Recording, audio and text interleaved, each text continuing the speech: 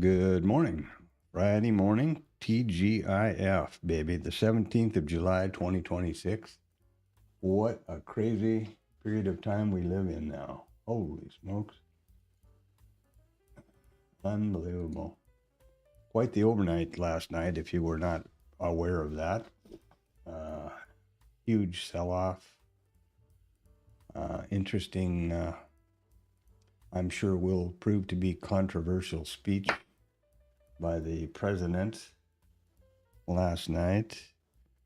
Big announcement covered in all the news agencies this morning that the president is going to be selling subscriptions to first peak market moving posts on Truth Social. Unbelievable. It's like something that I would expect to read in The Onion, but apparently the reality we live in today.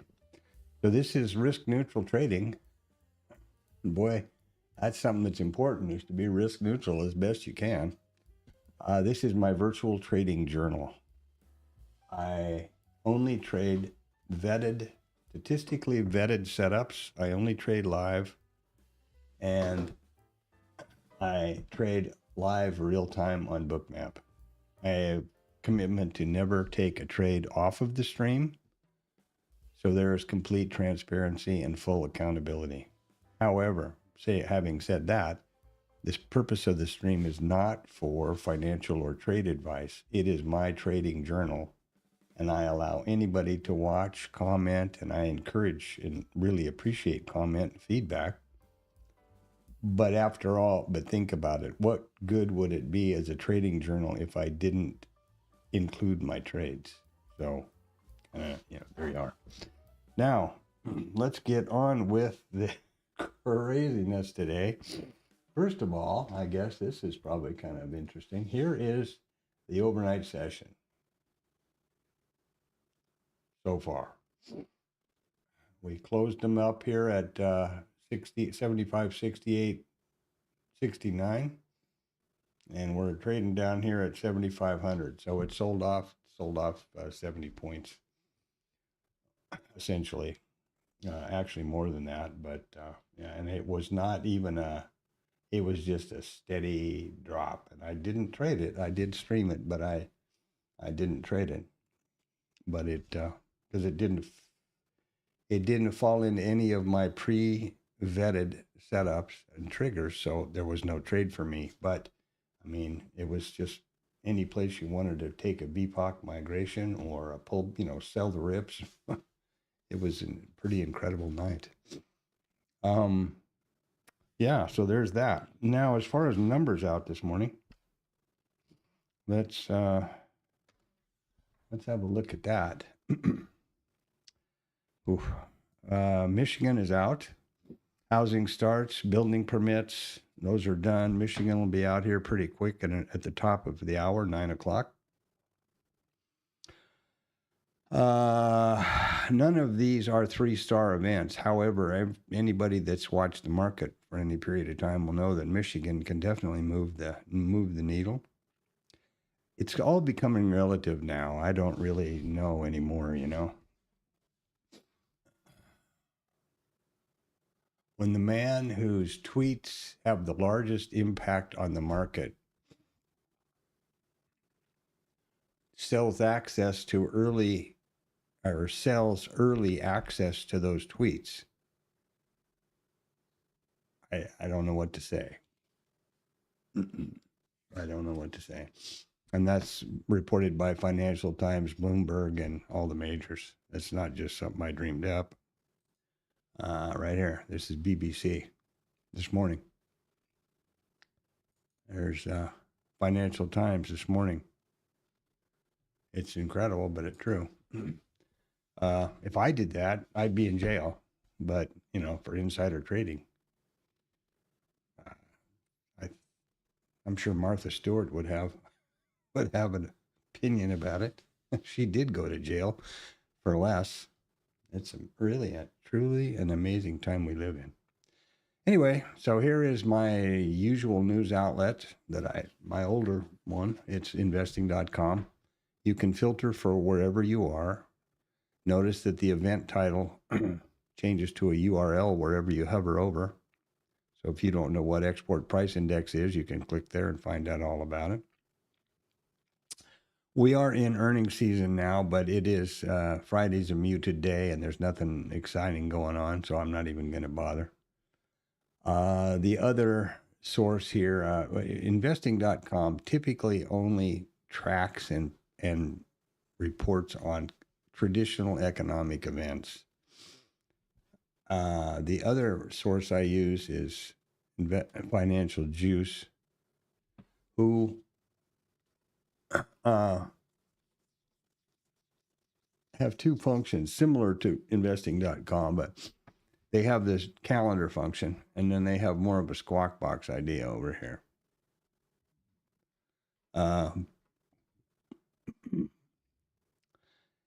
They do pull non-traditional economic events into their calendar if they get word of it. Events that would have market moving potential, like Trump's going to give a speech or something like that.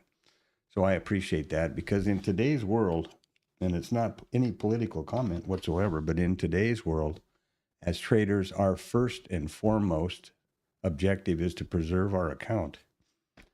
And the way you do that fundamentally is risk management.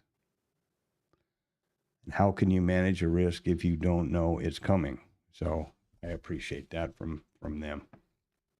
And this running squawk box helps in that regard. So the pre-market, well, what to say, you know? There's the pre-market without any question. And if you look over here, this is yesterday's RTH session, and here we are trading right here, way down here. Last night when I left, we were up here. Now we're down here. And it could be the bottom, you know, it could be the break, what breaks the market, which has been working on irrational exuberance anyway, so it wouldn't surprise me at all. A lot of things going on, both. Yeah, anyway, here we are again. This is IRT. This is my basic charting package. If you're not aware, you can look in the header of any of these charts and see the instrument, the chart type, the periodicity, and the session. This one is the MES, which is the MES right there, micro ES. This is my micro tab, micro NQ, ES, micro composite chart or higher time frame chart. And this is the market profile, which I don't change between ES and MES. But I do change between full session and RTH session, because I don't see a difference. Hey, Panda, how are you? Good morning. Did you come to say good morning? Yeah? Okay. There's also a mini tab, same idea. Whoops, same exact idea. You can see I haven't looked at that yet this morning. And here we are. So back to the micros. The higher time frame chart is where I usually start, and here we are. So the way this works is, just as explained, instrument, 1 day chart type, daily periodicity, and the session is RTH. So each one of these bars or candlesticks is one full RTH trading session. This was yesterday. That was Wednesday, and so on. Here we are trading down here now. I never change this to full session, always RTH. And wherever price overlaps, I continue the volume profile, which creates a micro composite volume profile, and generates the POC, micro composite POC, the high and low volume nodes, which are represented by the red and green lines here. And those values for the high and low volume nodes push automatically to bookmap, as do the session prices. I'm curious as hell what the volume. Yeah, Panda, I'll be right there. The volume looks like today. Yeah, volume's up. That's to be expected. And we're down. We've calmed down to Look at that. Should be so proud. We're about 2.5 points ATR on the 1 minute bar at this point.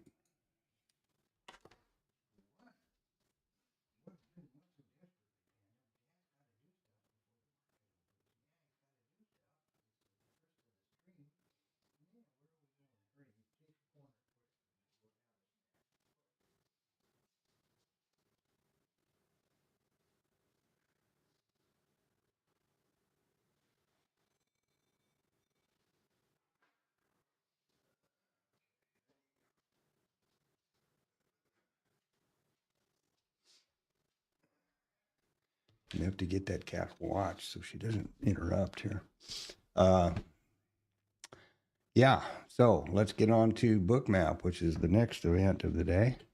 We've been looking at this already. This is where I execute, as I said before, I only take live, statistically verified trade setups that have an expectancy, positive expectancy, obviously, and which I have done the homework on. And it's rigorous. So that's how this works. And I have a commitment to only take trades on the stream for transparency and full accountability. All right, so here is Bookmap. This is the micro composite column where I enter these different values.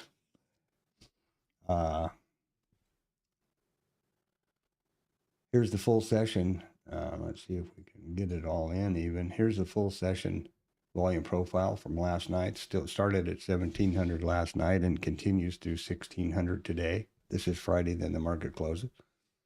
This is the high and low volume nodes, which push from IRT to Bookmap.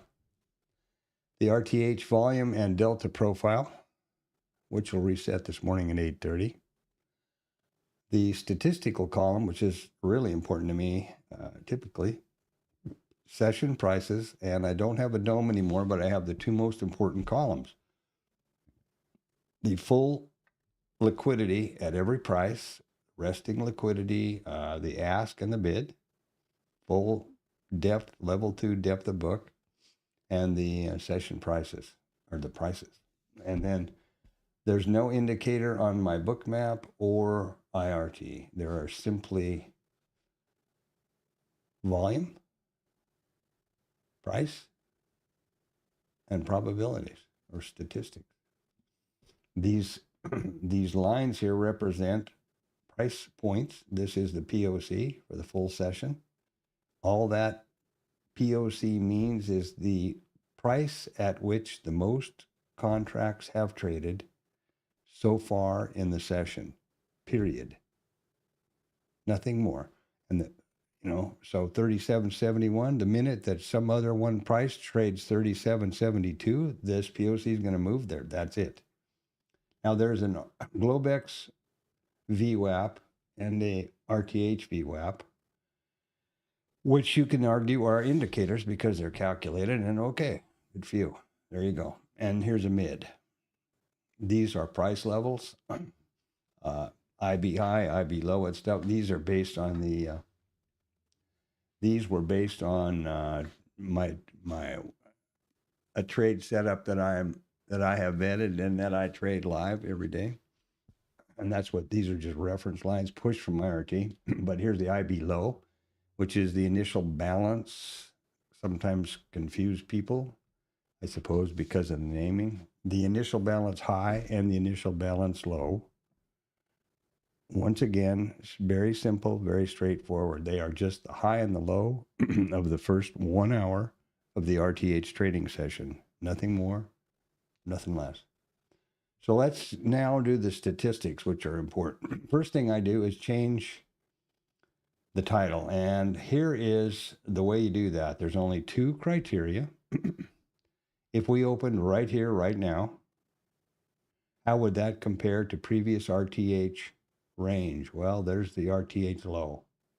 So we are out of range and we are lower. How would that compare to the previous RTH close? Lower. So we're lower, out of range. It's a gap down, and I'm going to change that title to lower out of range. Gap conditions, gap rules apply. And I always change the title of that column so that I know when I look at a screen snap or the stream, I can just look at the title and I know the relationship. Now, the next thing we're going to do is get rid of the statistics from yesterday and go get the ones for today. And that happens this way. Here are the stats. You notice that it was, hold on a minute here. Boop. And we've just determined, you notice yesterday was lower in range. We've just determined that it's going to be lower out of range or gap down. There's only 4 types, right? So the system looks back at the most recent 1,830 trading days of the, excuse me, of these trading days. We opened lower out of range, 276 of them, which is 15%. Of the days we opened lower out of range, price revisited the overnight volume point of control 71.7 times. And the overnight low, 71.4, so 71.7. Let's get over here. Here's the overnight volume point of control, 71.7. And the overnight low, while we're here, just happens to be 71.0. And that's all there is to this. It's important, but it's not complicated like everything else. Keep it simple, stupid is my motto. Overnight high, the overnight low, the IB high, 68.1. Well, that's so far above us, I don't even know about that, but let's do it anyway. Excuse me, it's right here behind the value area high. So 68.1, excuse me. And by definition, remember, we have to, the minute we open, this high is going to go down to the current price. So we need to change that to be reflectant of what's really going to happen here. That's why I put the initials always. I will point out one other thing over here. Notice how some of these levels are blue text and some are black. When price, first IRT will highlight the correct column after we open at 8:30.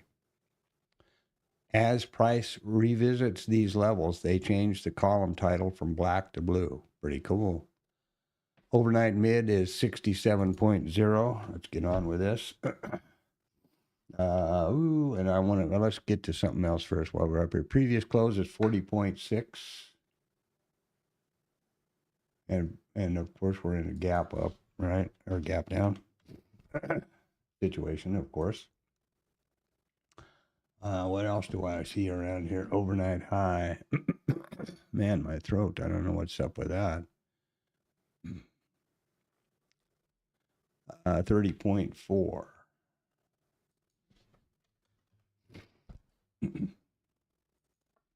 Now, here's something that you need to pay attention to. This is the overnight, this is the IB high from yesterday. Probability 68.1%. This is overnight low and the close, and this is 40.8. How the hell are we going to get through 40.8 without get to 68.1 without getting through these two values? Obviously, we can't. And that's why these are a good indication of, these are just probabilities. They are not hard, fast lines in the sand or anything else. Previous POCs, 29, here's another one, 29.0. And I'm putting those initials because the minute we open, this is going to go down to price, right? All right, let's get this back up here where we can see something else. Overnight low, that didn't work out like I had it planned right there. Oops. Come on.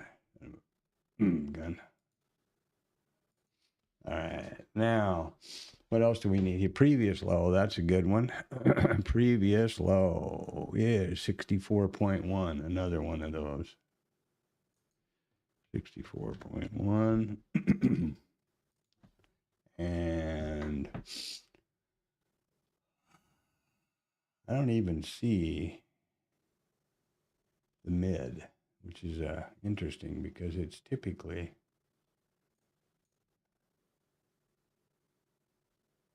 RTH mid. I don't see the mid has got to be buried under here. Anyway, okay. I'm going to now move on to another thing I do every day at 8:20 about, and that's the TLab snap. And that is, just give me a minute and you can,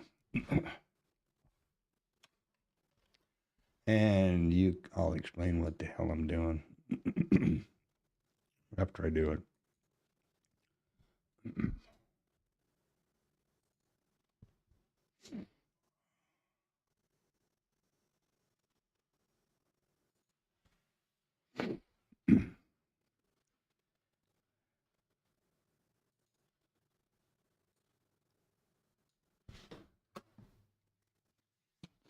There we go. Now, the TLab Snap is a bookmap Discord chat room called the Traders Lab. And it is started by and continues to be led by a guy named Tom B., who was a professional trader when he started back in the 80s. He's been trading about 48 years. I'd be amazed if he still manages anybody else's money, but who the hell knows? Anyway, the point is he started this bookmap Discord chat room called the Traders Lab. There's a good crew of people in there. It's not live trading nor trade calling, but there's a lot of good advice and a lot of good people. I was active in there much more so earlier on. And I put this post every day at about 8:20. There's the TLab, and I post the reports about, early in the morning around 6 or something every day as just to help out anybody in there that might not have the same kind of charting and need some of these numbers. And I will say this about the TLab. I did say it's not live trading or trade calling, but it is obviously sponsored by Bookmap. And of course, they would like for you to subscribe, but you're never solicited for anything in there, in the TLab. And there's a lot of good people, Tom included. So every day I put these posts in solidarity or support. There you go. And let's move on to the next order of business here, which is, I suppose you'll admit, a good idea to be able to trade on Bookmap. And the way you do that is you activate the trade control panel, you select an account, and then you can close this button again or click it again. It stays green. I have all my metrics here, and I have cancel and close. You'll notice that there's a P&L of 2 right here. Last night, I fat fingered by accidentally clicking in this column when I was trying to move price, and that immediately entered me into the market for a market order. And I got up here as fast as I could, and I canceled, and it turns out I made 2 points. That's a big problem I've talked to Bookmap about, but they don't seem to. I just reiterated my question this morning, actually. Anyway, so that's the story there. Now I need to, first of all, make sure market multi-brackets are on, and they are. Make sure that it's the correct trading account, statistic or journal, and it is. And multi-account trading is on, and it is. Those are still there from last night because I streamed last night when I wanted to watch this speech and the reaction of the market. I did not have any trades. This was as close as we got to a trade. Had this right here. This here was the breakout. Right here. Had this gotten up to the 50% mark, this would have been an entry trigger, and I would still be short. Simple as that. That's the curse of only trading statistics and setups.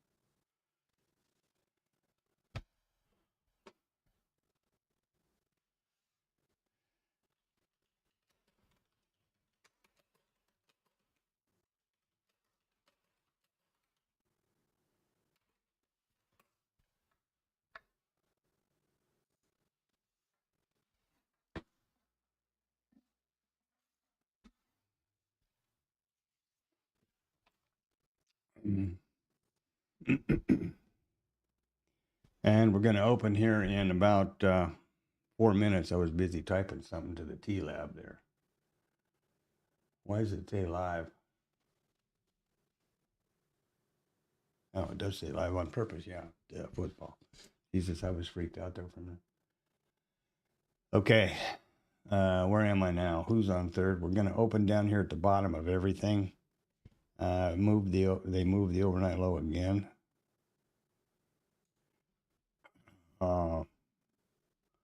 These are dynamic, right? So I keep them up. I don't know what else to say here. Where am I? Actually, TLab discussion. Okay, we did that. We set up our trading system, so we've got the 2 lots in there. Remember, again, you click the trade control panel and you select an account. In this case, I'm using multi-brackets, so it automatically populates here and the size, and I don't need the trading control panel anymore.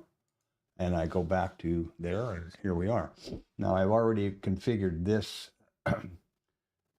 to be pushed across to wherever we are trading on the open.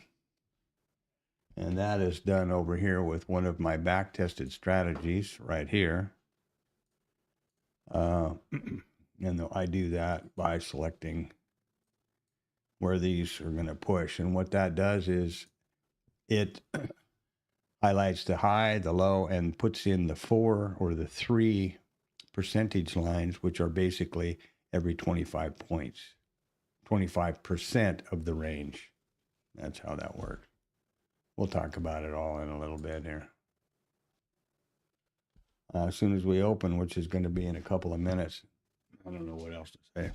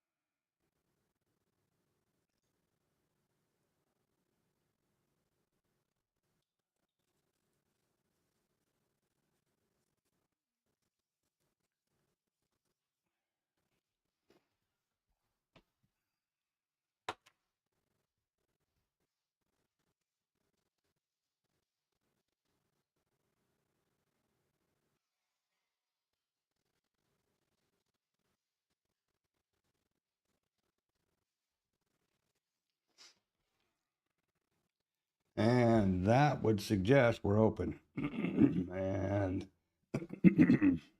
nobody changed anything, so I'm going to do that myself with a double click.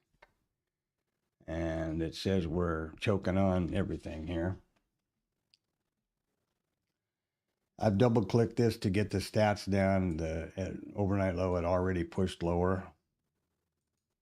I don't know whether you're watching this or not, but or anybody's around. I know Anton's gone. Anthony hasn't shown up. He's probably enjoying himself in the south of Portugal, the lucky devil. Yeah, here we are, huh? What a freaking mess. Will no one rid me of this turbulent priest? The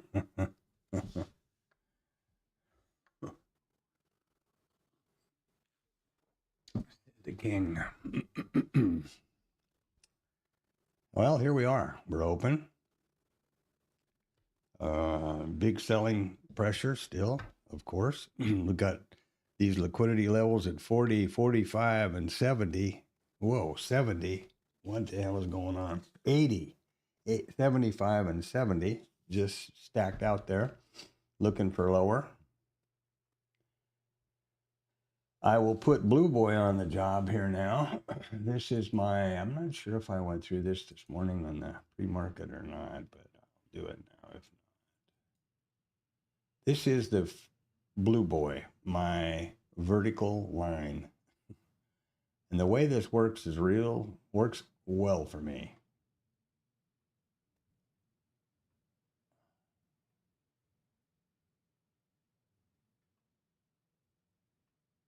There you go. So you see yesterday's RTH first print. You see the first print of last night's Globex, and here we have the first print of today's RTH. My logic is, if I look to my left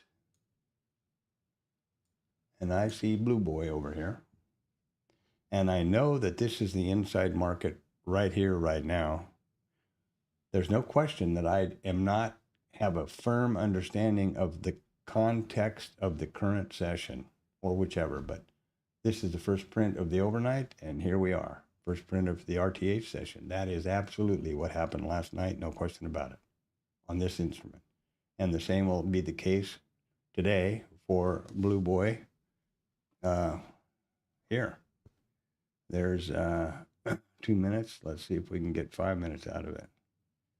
There's about 5 minutes right there. So as the day progresses and I look to the left, if I see Blue Boy, and I know I've got this inside day, I know that I have the current context in hand. And here's the IB high, and there's the IB low, and there's the volume, and there's the delta, and where are we? We're pushing out the bottom. Here comes 80, 75, and 70. I think just like clockwork. And there we go. Thank you, Donnie John.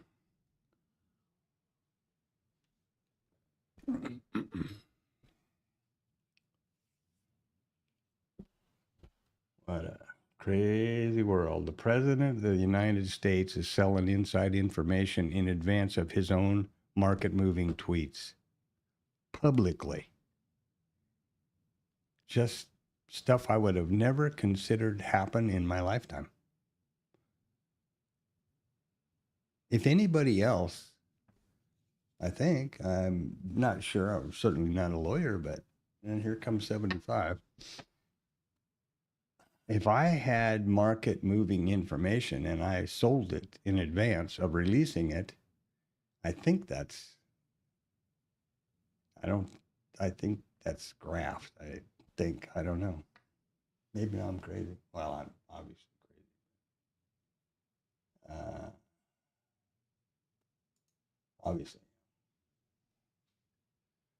Obviously. So there's a 75. We took that out. Next on the hit parade will be 80 or 70. I'm sorry. And just, if you short these pops, I guess you can do no wrong.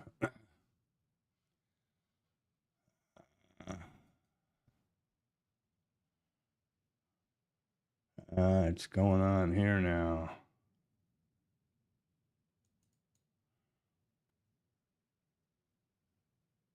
Uh,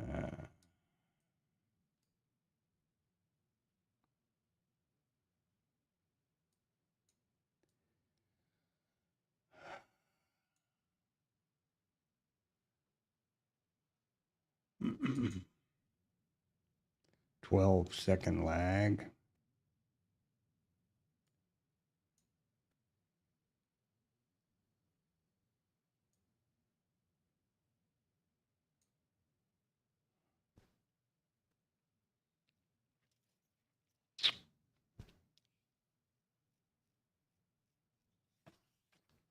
Now they'll start plotting here.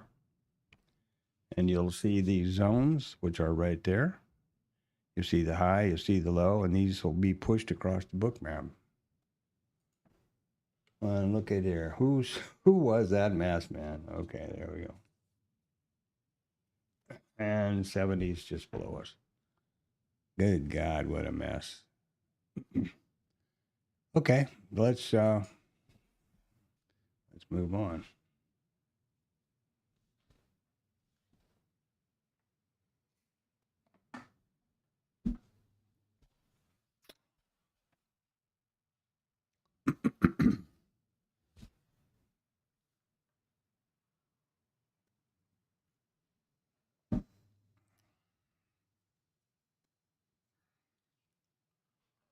let's move on.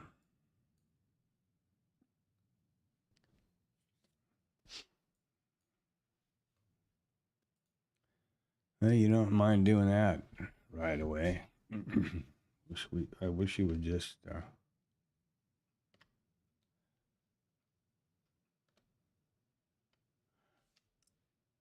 actually not much of a lag. See what's going on with let's see what's going on with volume. Remember, Michigan comes out the top of the hour, 108%. Okay. We are gap rules, of course. That's ought to be pretty obvious. We're so gapped, they don't even know where up is over here anymore. The close is previous close is way above us. We are gap rules and outside candle, both. Big time.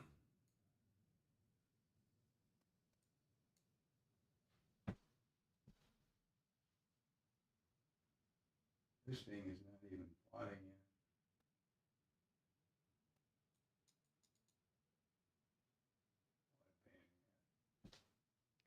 Here's Friday. Here's the trade.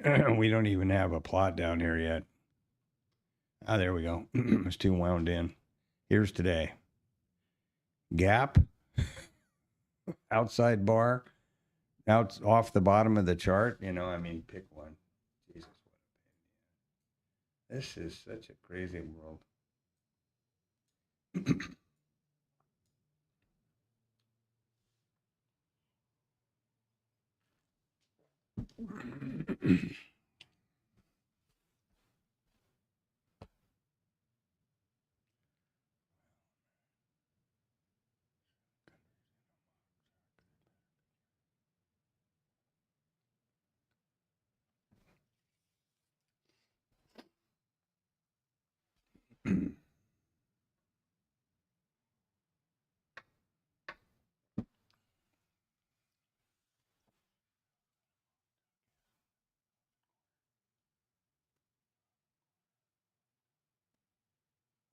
Yeah. So, hello. Happy New Year. Happy Jesus. What's going on? I really don't know. I don't know. But it is something. Something's going on. There's no question about that. So, Michigan's at the top of the hour. That's, yeah.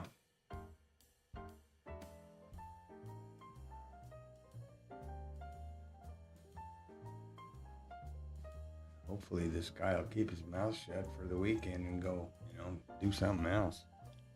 God.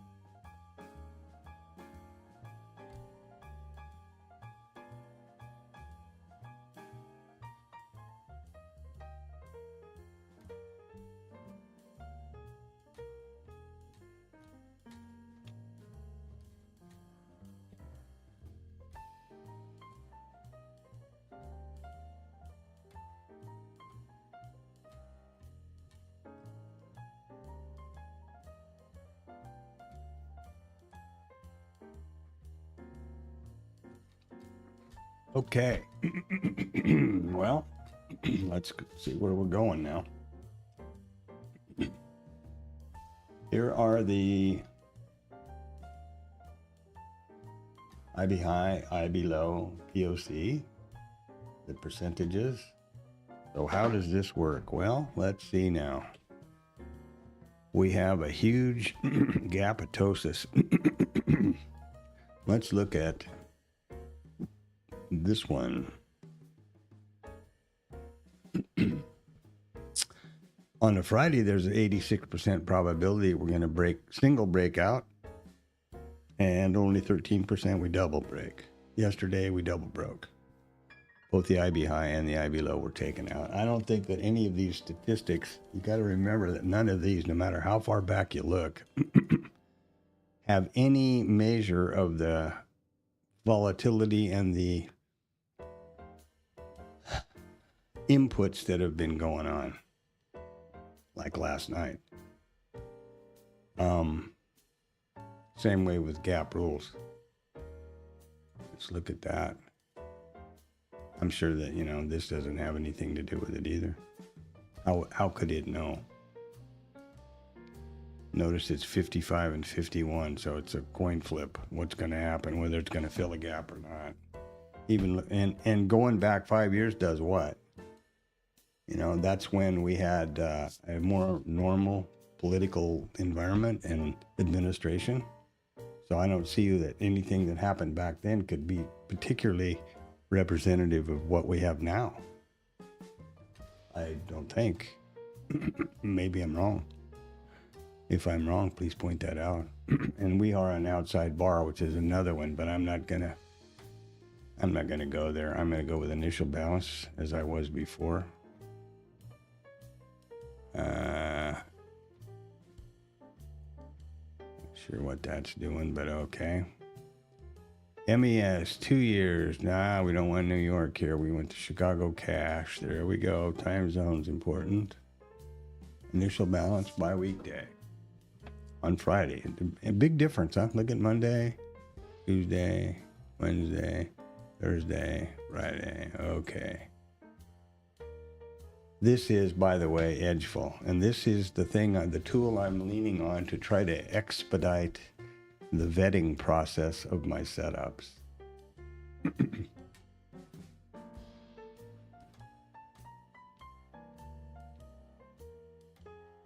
Another tool that comes kind of hand in hand with Edgeful is TradingView, because I've got to change this. This is a algorithm I'm goofing around with here. I got a couple of them happening now. Where am I? Yeah, I want to get to the different Charter-Rooney over here. There we go. Is all of this now. Okay, so let's IB retracement. Nope. Go down here, which is the, yep. Okay, these are just different algorithms I've been playing with, trying to learn them, how to do it, basically. So what we have now is we have the initial balance. We want to get rid of this one is in terms of the dashboard, which is this thing up here in the left corner. Okay, and then we're going to get the dashboard for the initial balance right here, open. Now these are the, when I said, remember I said when you subscribe to Edgeful, you get access to a bunch of indicators and stuff that they created right here in indicators, invite only. All these indicators Edgeful build. So what I use are the sessions, which I like a lot, and the initial balance indicator, which I use. And then these thing that's going on back here is a is the algorithm that I've worked on, which is neither here nor there. But here we are. There was the overnight. Here we are now. There's London. And here we are now. Okay. So far we're 20 handles wide on the IB. let's see if 7512, which is the POC, no, this is incorrect. 7512. No, that would be the full session. 7512 is the RTH. I'm just looking at what this indicator is doing to see something. So as we look at the edgeful data, the first thing that happens in the initial balance here in New York is which level was formed first. So far, it is the low. You see how the high was first? And then we put in the low, and now we came up and pushed the high up. There's a gap over here. So the low was formed first. Now we have the high. We're going to get another one here in a minute. That's important to the data. There we have a new IB high push later than the low. So on the rest of the reporting, we're so far, and this could change 16 times between now and the bottom, right? Now and the end of the hour. Coming back to edgeful then, we know that these are the probabilities of a single break and a double break and no break. 76 and 22. And now we can go to the next report, which is the rejection. And here we are. IB high formed first, IB low formed first. You see, that was important. Now, the next thing I need to do is get rid of these filters from last night. Or the last time, yeah, last night. Make sure I'm on the right cash market, 2 years, MES. Okay, no customs, it's Friday, everybody's happy. Okay, with the IB low formed first, the data would suggest we have a 73% probability that the IB high will be the first one broken out. And that will happen at some point between 9:30 in the morning and 1600, or 1500 in this case, because I have it filtered out at 1500 right over here. So we'll let the thing develop and we'll see. And that's how it works.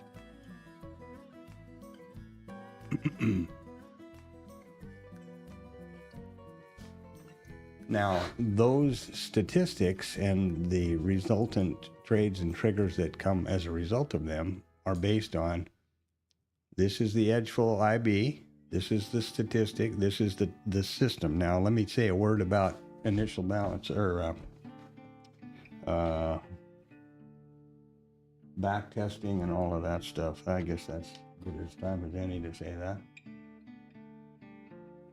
I approach trading as a statistical business, not a video game or gambling or, hunches or whatever. And I try to do it statistically, meaning that I identify something that happens frequently. I define the rules that I think are important to justify an entry for that thing, in this case, the initial balance high or low, that initial balance statistic, and then away from the live market, using data and a non-discretionary system. When the computer evaluates this system, backtesting, there's nobody touches anything. It's completely the system. And that's why the rules have to be correct and specific. Same way here. This was the first one I developed. Now, it works fine. Really, really in-depth, really great granular data. However, I'm an old cowboy from Montana. I'm not a young code warrior. This took me a long time. And I've been able to cobble pieces of this one out to accurately work here. But my goal is to be a consistently profitable trader based on statistics and real data-driven trader, not be a code warrior. So I'm trying to come up with a more expeditious way to vet the setups, and that's what I'm leaning on edgeful and that data for. And TradingView, as far as it goes, doesn't have anything to do with any of that, other than it is so slick and easy to backtest, visualize things and spin stuff around so much more so than IRT. It's not even funny, not even close. Now, IRT has a lot of strong points. It's a commercial platform, trading platform, essentially charting. The big problem it has now is lags. It's still got a 7-second lag over here. Could never trade with it now if I wanted to because of the data. However, it does very accurately. There's the high, there's the low. These are the percentages being calculated within the, as the range develops, and these levels are all being pushed via the data export. Whoops, to Bookmap right over here, accurately so. As this, the IB high goes up, this will come up to it, and these will recalculate accordingly. So I don't know what to do, about the lag and all that. I would be really lost. And I also share these session prices with a lot of people free, no problem. I start publishing them at 1700 on Sunday evening through 1600 today, Friday, continuously. And I'm happy to share those. If anybody wants them, throw something in the chat, subscribe, and throw something in the chat, and I'll hook you up with a link. It's easy. You can plop it in Cloud Notes or on these indicators or your software of choice. But anyway, that's one of the reasons. Those are the two reasons that I don't just switch off away from IRT. I like these values over here and these levels, and Bookmap has no facility to generate this on its own. So any other platform that I switched off to, I would need to do that. And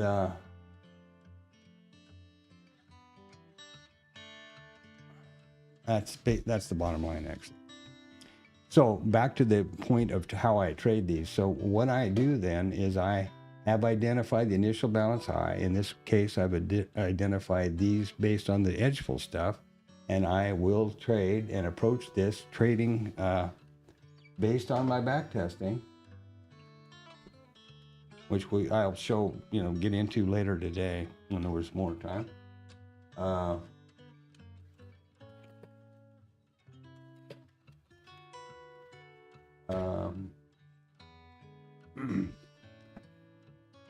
That's what I'll do. I'm trying to hold the line there and not fall off and into the discretionary world, because, if you're a successful discretionary trader, do not change. But I don't find a way to consistently do that. So I'm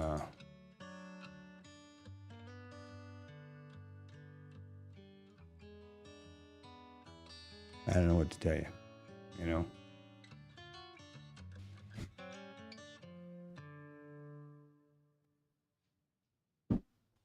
I don't know what to tell you.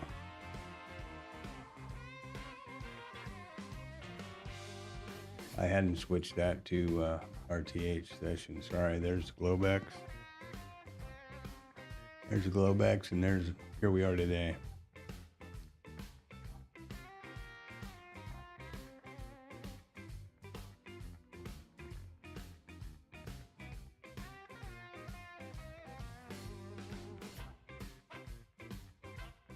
Wow.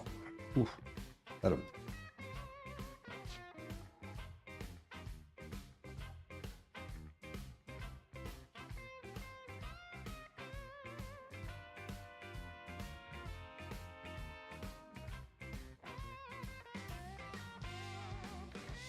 Wow. All right, so there we are. I think I've got it all pretty much laid out there correctly.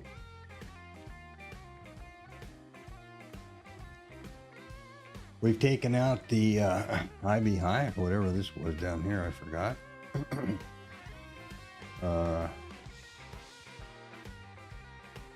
And we're edging up towards the overnight volume point of control. It's a pretty crazy day today. We took this one. This is the POC from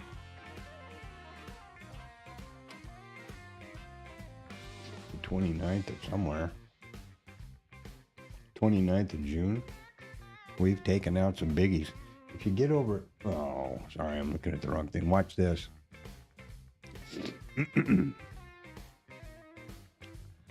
You see, we just took out this one from the 29th of June. We're underneath it here, and we've got all these above us and some down below us. These are naked volume points of control. Okay, and we got the Michigan number at the top of the hour. What I can't imagine what kind of damage that could do, but never know.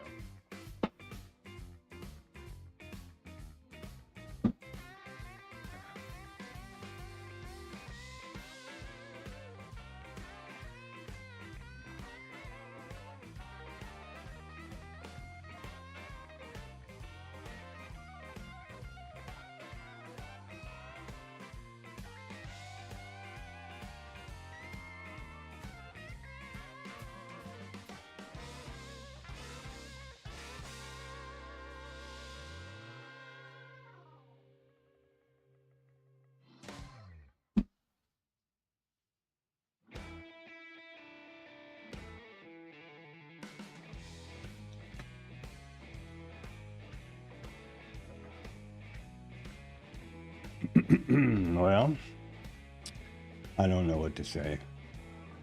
I will continue to hold the ground here and hopefully get a trigger this morning. I'm sorry, you know, last night I stood here and watched it go. I could have just thrown on a short and be well in the money a lot. I'm trying to hold the line that I trade.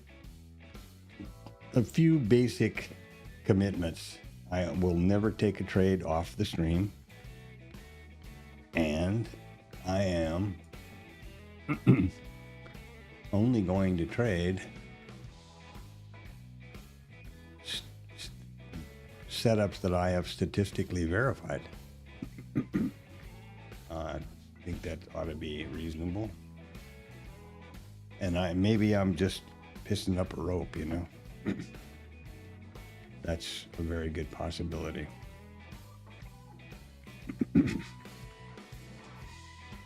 The bottom line is I can't continue to not take this to the next couple of levels up because this is the business I'm relying on. So there's that.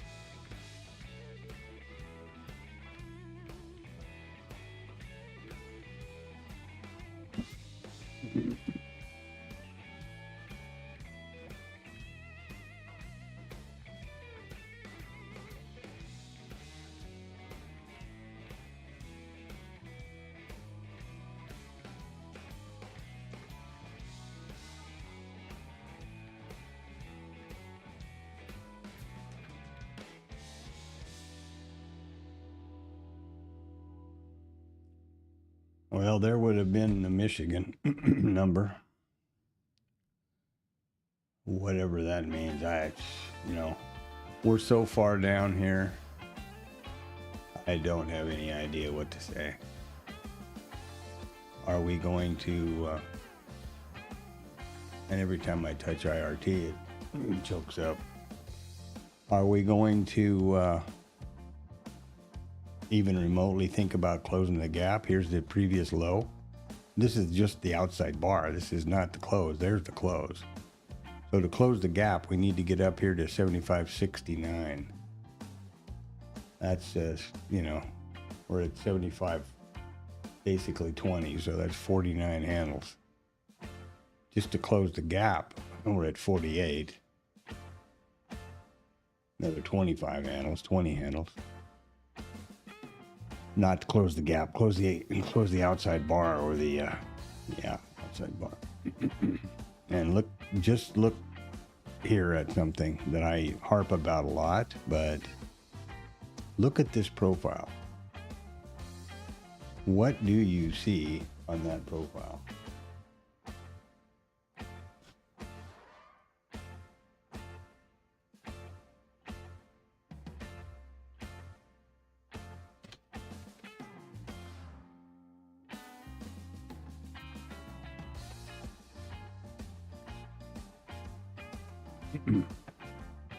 You know, where am I? Okay. What do you see in this profile? Does this look like an auction came to a logical conclusion down here? Or did they just go, and everybody turn around and go the other way? That typically never stays. Look back over all the market profiles that you want to see, and you'll see very few that ever lasted with a flat bottom like that.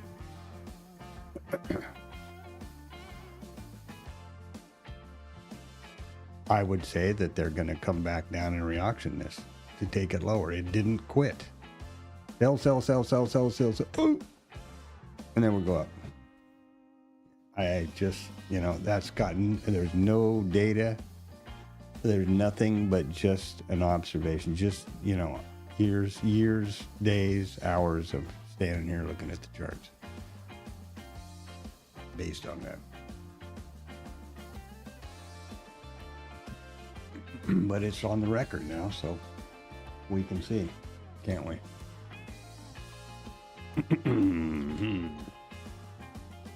And what they're doing now is just widening out the IB, which is fine. That means there's more meat on the bone to these levels. Where are we here? We're about 24 to 70. Ooh, really? Wow. 50 handles? Hold on. Sure as hell. I thought I was having an old timer moment there for a minute, but yeah, 50 handles wide on this IB. So be really careful of this now. Here we go again.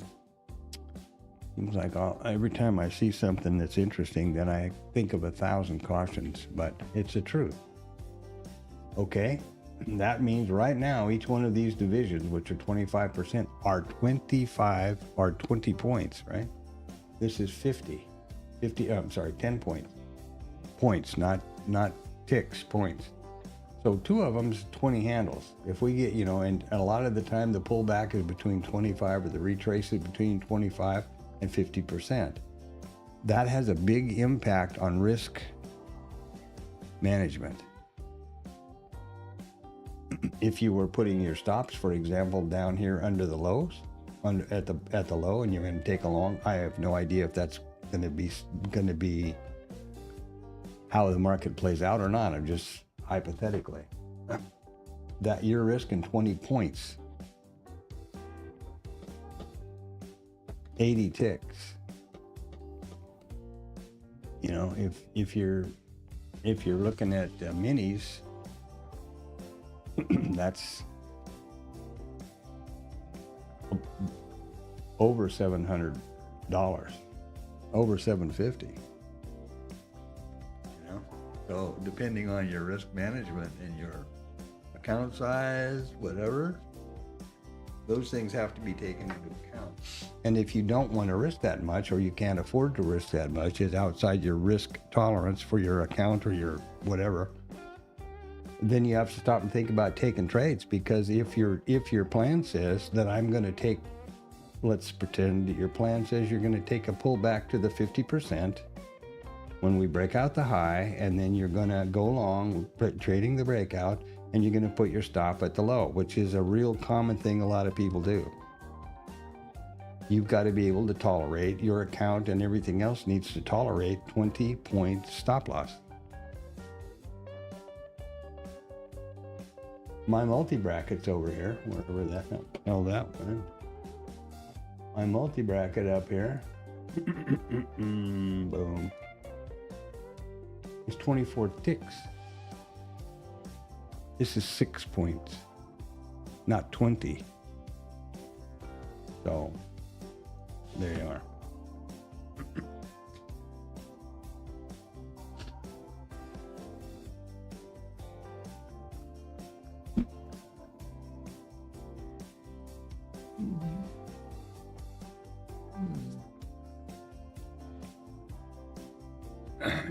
That needs to all be understood and evaluated, understood before the market ever opens, and evaluated while you're in trade mode, right?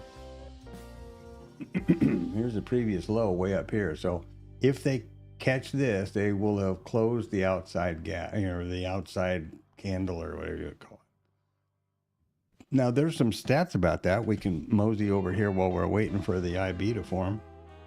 We have another 30 minutes. Let's go to wherever that thing is. Initial balance. There's some outside candle thing. Do I have that? Opening, candle, continuation. No, I don't think I do. I don't have one. Okay, I know there's a report for it, though. Somewhere. And it's a big one, actually. Outside day. There we go. MES, 2 years, Chicago. Well, that's cool. Is there any special stuff down here? Custom things? Let's see. I don't even see a custom thing. Sub-report. Here we are. By weekday.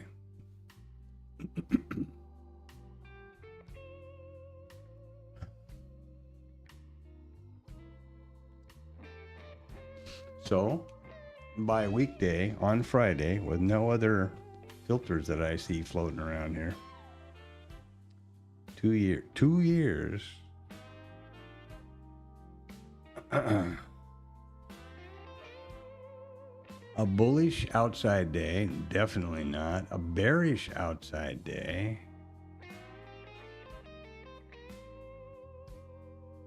58% of the time reversed back up. 42% did not reverse back up. That is only 19 occurrences in 2 years. That's not very much data. But remember that there are only 52 Fridays in a year.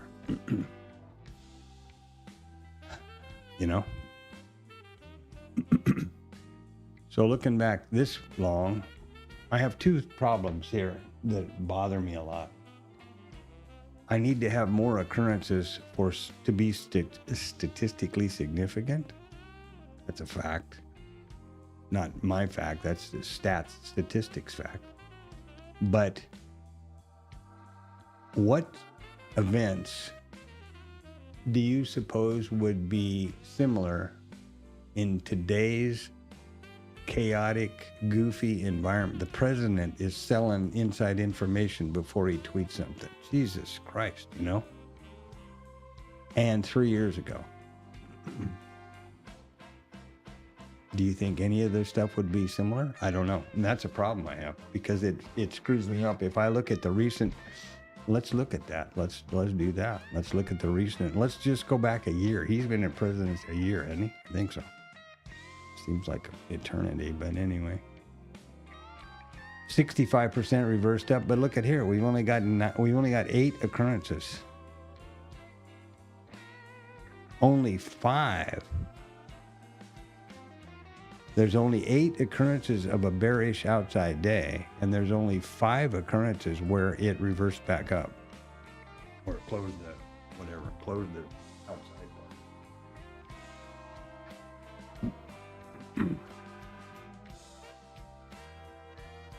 Beats me. But anyway, there you go.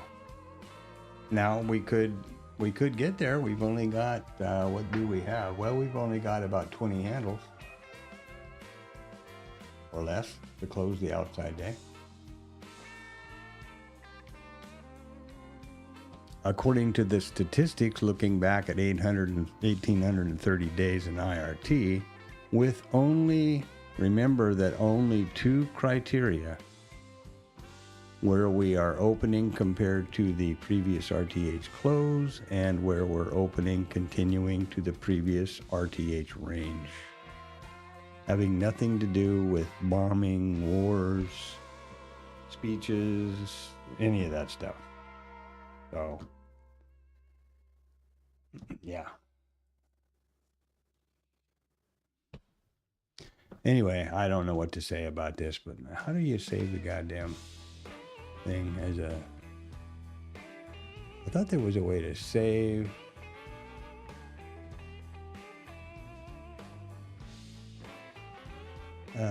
template. I know how to bookmark it over here, but I don't want to do that. I think I probably already have. I thought there was a way to save the template, but I don't see that. I don't see that option up here at the top. I don't know why. Typically, there's a thing that says save as a bookmark as a template. Beats the hell out of me. I've got an outside day done over here. I don't care about Wednesday so much.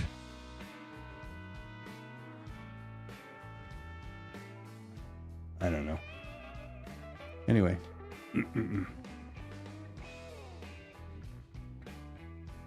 Oh, I see how to add one, I think. Okay. So there we go. Will we close it? Will we not? I don't know. Will we close the gap? Boo. That's highly unlikely.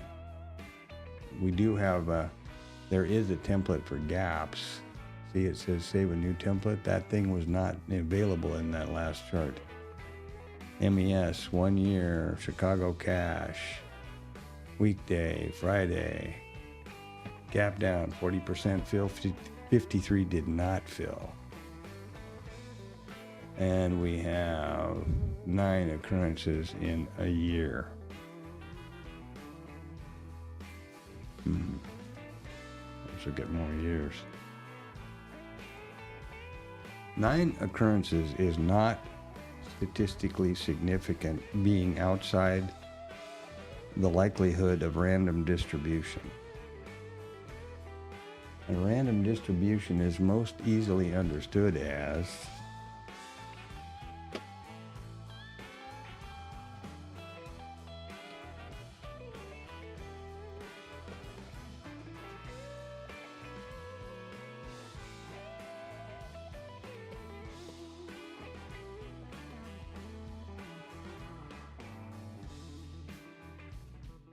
it's most simply understood of everybody on the planet, I think, knows that a coin flip is 50-50.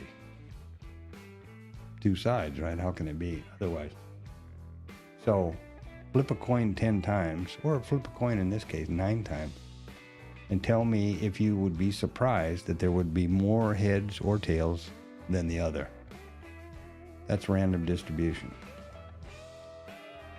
And it's a perfectly normal statistical fact. Now it looks like we're going to close the gap, or the outside day. So let's see. I would have not bet that one, but here we go.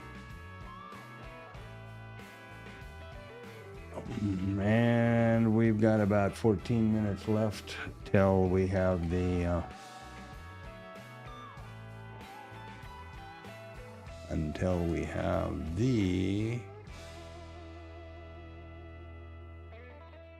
IB set, and we'll start focusing on. I will start focusing on that now.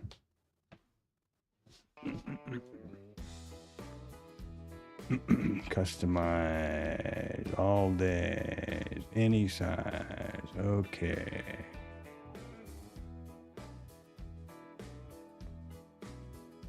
So with no custom filtering, looking back 3 years on the MES and the cash, we put in, let's remember the IB low first, because we continue to make new highs, so that's pretty obvious. There's a 72% probability we take out the IB high with no filtering. Now, if we start to put that in, which obviously matters, the first being weekdays,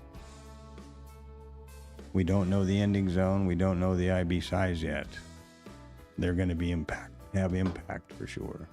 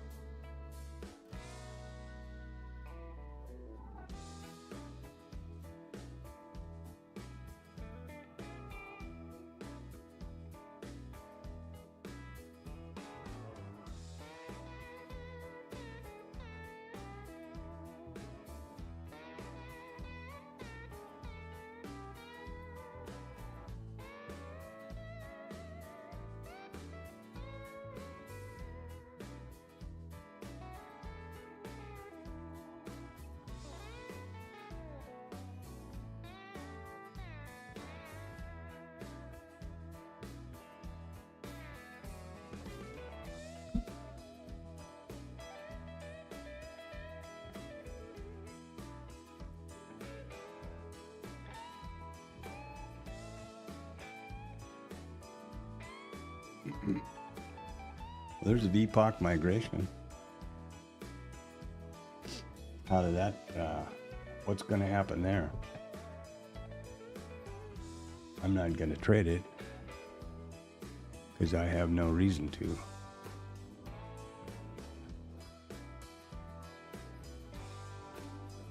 What else is going on here?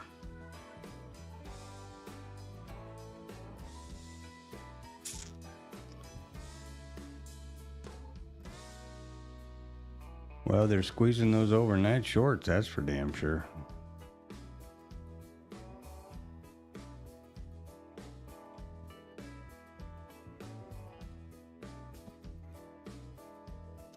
$66 handles on the IB now. So we're now approaching 20.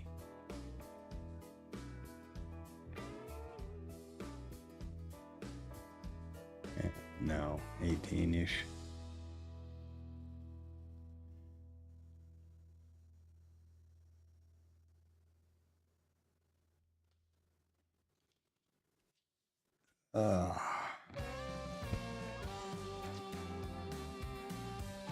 Still, you know, that's staggering. Here's the VPOC. Is that even close? 13 quarter.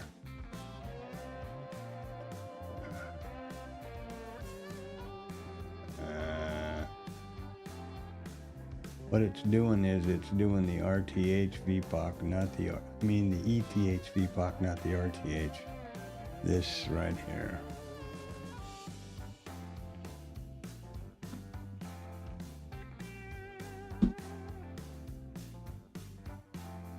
I can set this to use, use different signals. What I will do here and now is set this up to do the IB retracements. $830, 9 points. And here's the biggie. See, stop loss of 50 points. 50 point profit. Does that even remember? Does that even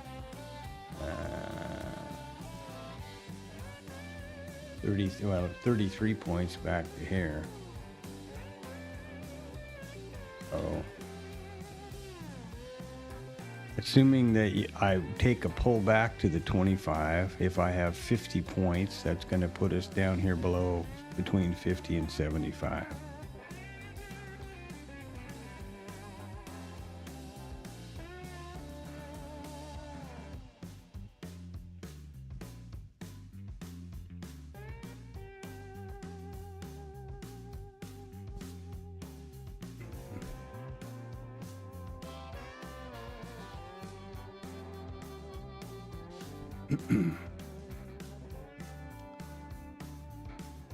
Well, we'll go with this and see what happens.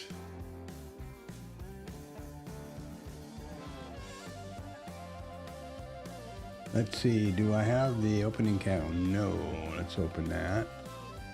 There we go. Now, what these things are, this is just bias. It plops the opening open, and here's where the closing candle is at this price is at this moment. And it's up, isn't it? That's pretty obvious.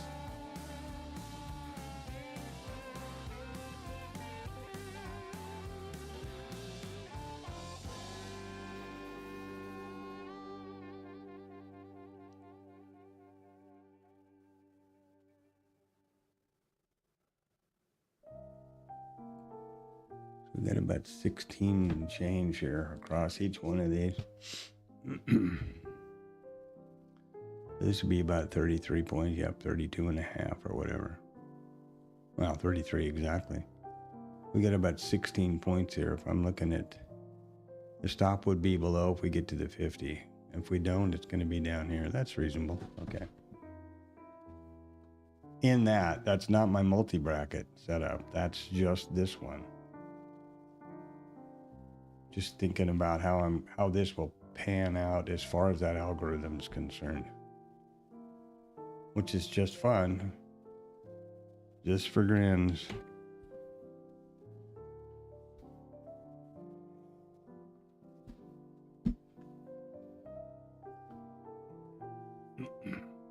Man. Well, going to be about 5 minutes now and we'll upset the IB. So I'll start watching for the setup stuff and I will trade it mechanically.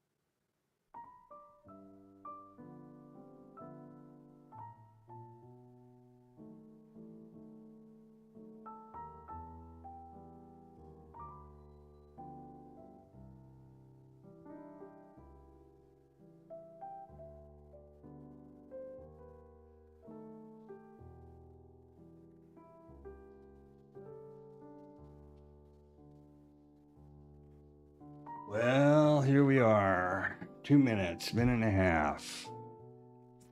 Now, when the IB sets, I'll be able to put those other filters in. And what I'm going to be looking for is, best described over here, first of all, the ending zone. The closing price of this last candle within the initial balance range, the initial balance period, designates the zone.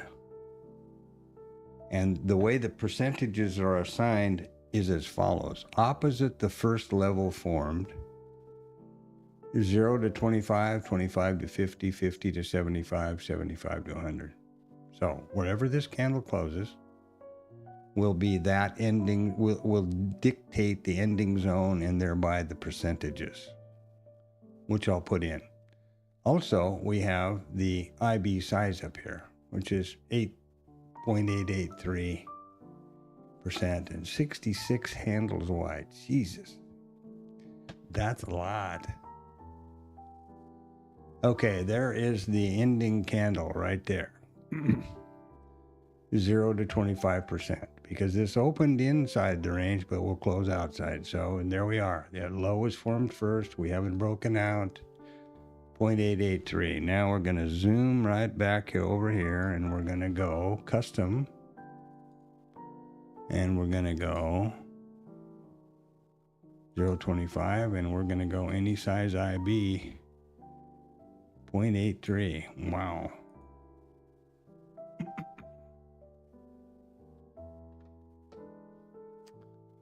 So there is a 75% probability we'll first break the high based on this exact filtering.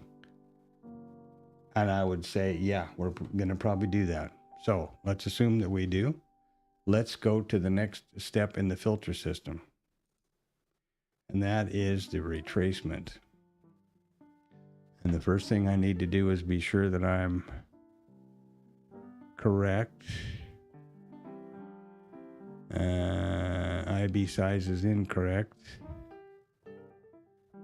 I know some of these custom things don't pull across exactly correct. Here's the IB size. Friday's correct and all that. Great tool, they got a lot accomplished, that's for sure. So if the initial balance high is broken out first, which we expect will be the case, there's a 71% probability that price will retrace to the 25% level, and a 42% probability it will retrace to the 50. And what does that mean? It means that if we break this high, there's a 71% probability we'll retrace to here, and another 42% will get down to the 50, which is way down here. So with this really wide IB, there's two ways to look at this. Do you want to play a breakout, or you wait? The traditional methodology with Edgeful, I believe, is you wait for the breakout, you wait for the retest, and then that's your entry. Playing for a breakout. We have 50 up here with liquidity that's been in there since Christ was a carpenter, and we got this one down here at 40. Okay, the other thing you can do is play a mean reversion, which means that if we break out, we got a 71% probability we're going to make it to here, and this is 16 ticks. Points, sorry, 16 points. This is by far a great trade. So that's a real decision that I need to make. Play the breakout. Play those big girls. Come here, big. Have a big. No.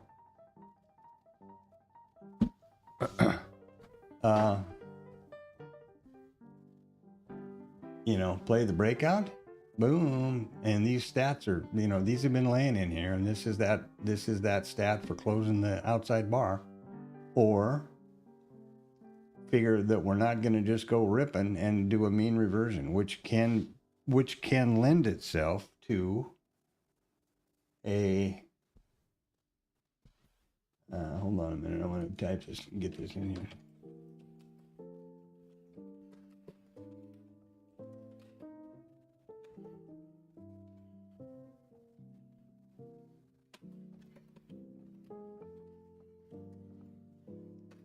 So there's two ways to go with that, right? There's the mean reversion, just taking advantage of leaning on that 71%, or there's wait for it to pull back to the 71 and perhaps somewhere in the middle down here with this VWAP and VPOC are, and then go for the breakout, go the other way. Yeah, and we have done that. While I'm busy talking, we have set the IB, which is right here. So there we go. Now this is set, and we just had an IB continuation. There's the third way that some people can trade this also is to front run it. And that's, oh, here you are at 25, you're going to front run this IB high and get long. I don't find that to be a good idea myself.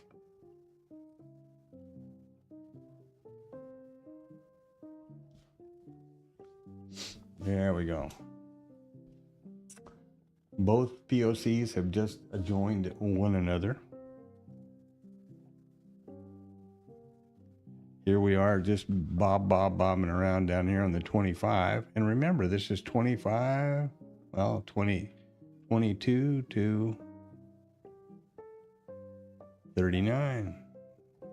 15, 16 handles, right? That's a good trade. That's plenty of meat on the bone. But it is not, there's no data about that because it is, well, there is in a sense data around it. If you want to look at the basic, how often are we in a single break? 70% we're going to break the high. So you're leaning on 70 something percent off down here that we're going to break that high. And it looks like it will happen.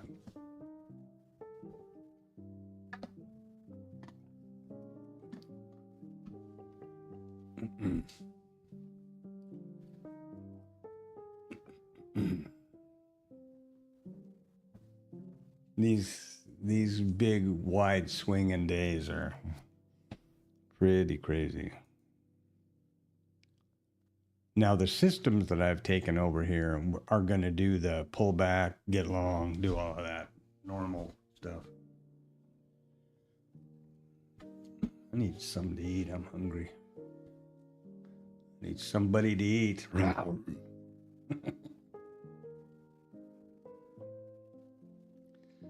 Well, it's a Friday, and boy, am I glad of that. I tell you that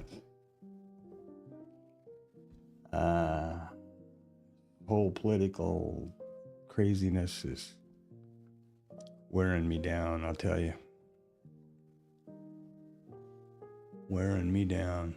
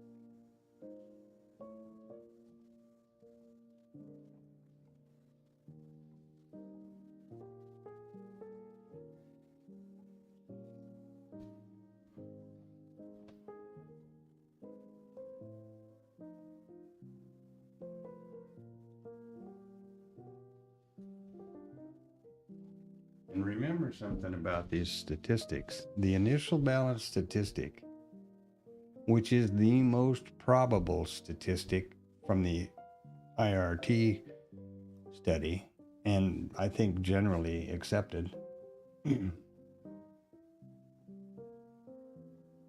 can happen anytime between 9:30 Central Standard Time and 1600, or in my case, 1500 Central Standard Time.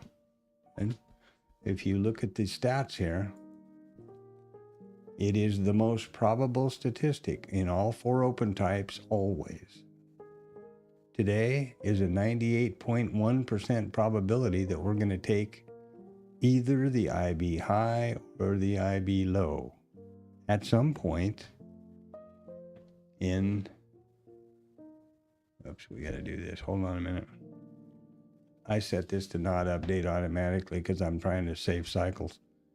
97.1, meaning that there is a 2.9% probability we won't get either one of them. There is a 29% probability we'll take them both. At some point between now or, 9:30 a few minutes ago, 10 minutes ago, and 1600. So it's not the most easily traded statistic, and a lot of traders like FT71, for example, and people like that, I've heard say, well, it's a tough stat, and what they will do, they'll lean on the other side. They will, pretend that one side has been taken out, and then price gets near the other side, or say the high is taken out and price trades back down towards the low somewhere, they will lean on that single IB statistic and trade the opposite way from the opposite side. That's you gotta have a long wait today. And we have gap rules still, which say that if we're accepted in previous day's session price, as gap closes early, high probability we trade across the gap. So, yeah.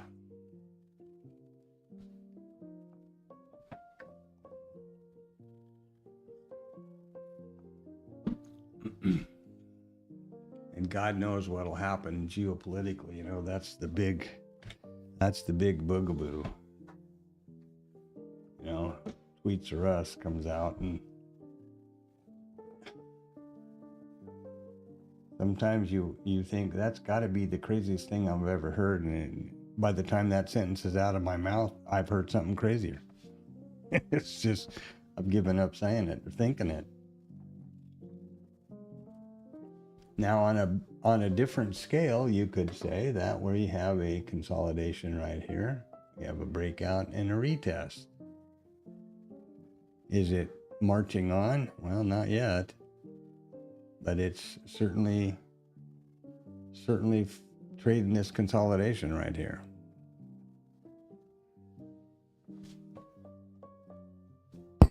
Ooh, sorry. I don't know whether you heard that, but I hit the mic boom with my glass. The mic, I guess. Well, how freaking disappointing here. Let's go. And these are the times when you can, fool yourself into thinking front running is a good idea. And this is one of the rare days where there is a lot of meat on the bone here. I mean, front running this VPOC, call this a VPOC migration, and you're headed for the IB high, that's 8 handles.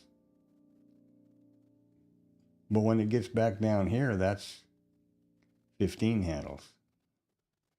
Right? So you're stopped out. Yeah. I'm going to watch this. I'm going to stick with the stats. And that's that. What else is going on? What's happening over here? Well, nothing. Okay, so this is this is how this system works. It's based on fixed zones. Are we watching? No. Football. This system is based on my old standby here is based on fixed zones.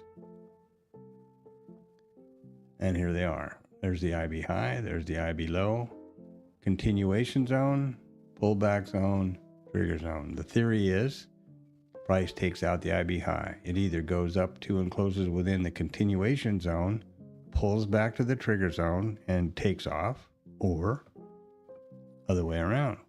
Takes the IB, pullback zone, trigger zone, mean reversion.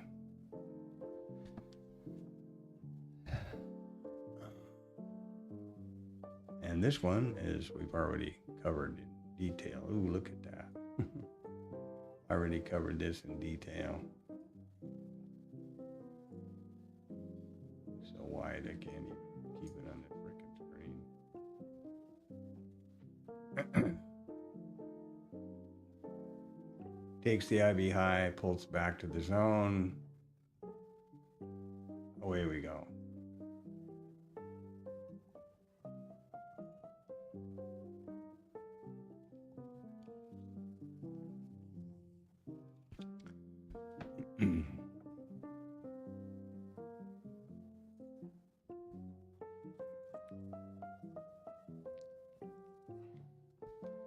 And remember the flat bottom. Now wait a second here, what's happened?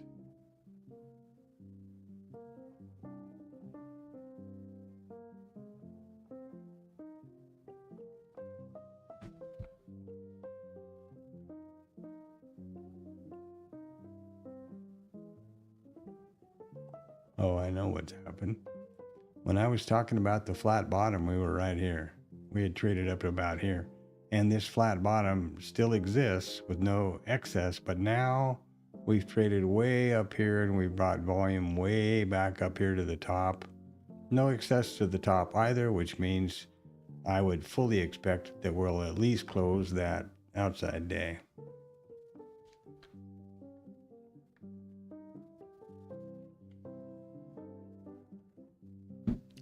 What else? The sun's out. It's 27C. It's about 81. Yeah.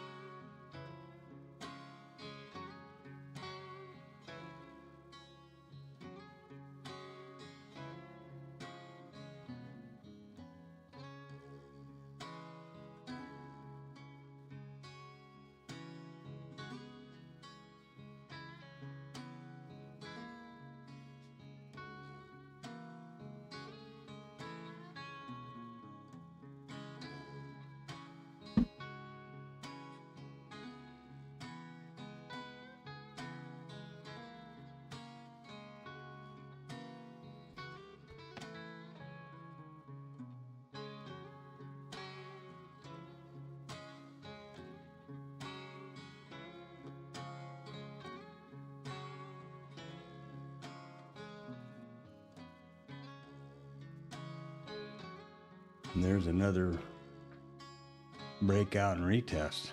This one spanked a lot of people right here. Everybody that's all excited about this VPOC migration and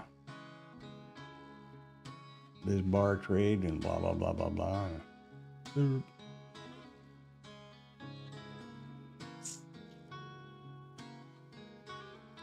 I'm sticking to my guns here, boys and girls. Not fun, but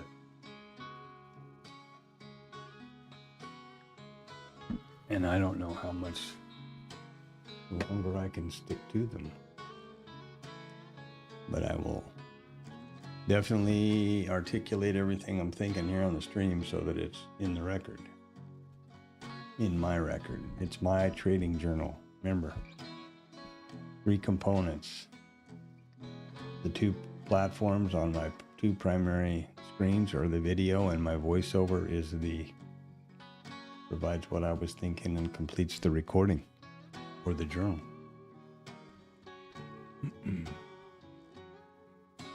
What is going on with the rest of this noise here now? Nada pinata.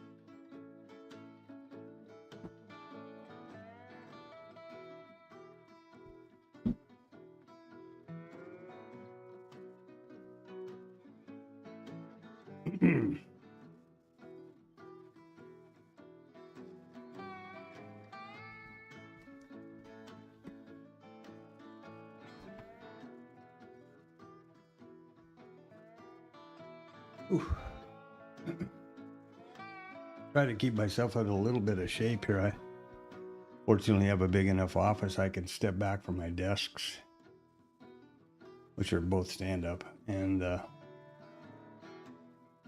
do some squats or dumbbell stuff, and I got a pull-up bar in the door. You got to do something, otherwise this thing will eat you up.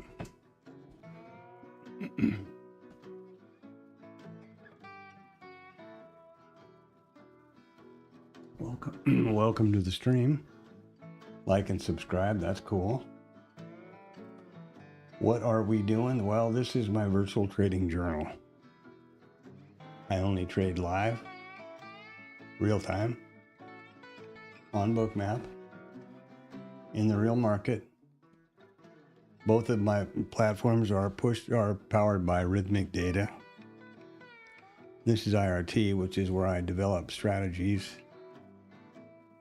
And they do trade, but only in strategy testing, back testing, or forward testing, and in the IRT simulated environment.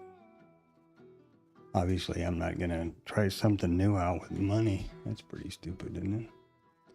And over here is live. The way I do it is this is the strategy I'm working on. And so I push these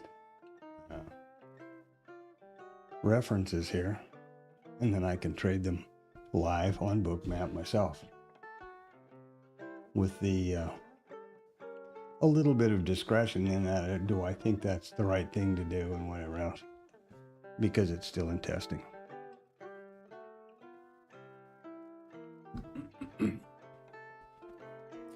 This stuff here is actually this one. High, low, and the percentages. When I was trading this one, which used the zones, which I can also push to Bookmap, it worked fine for a few months, and then all of a sudden around Christmas, January, it just took way more stops than is expected from the backtesting data, and that is a sign when you need to reevaluate the system. You never change the system as long as it is functioning within parameters. Consecutive, stops in a row being one of them. consecutive stops, not in a row. That's double stupidness. Anyway, that's the idea.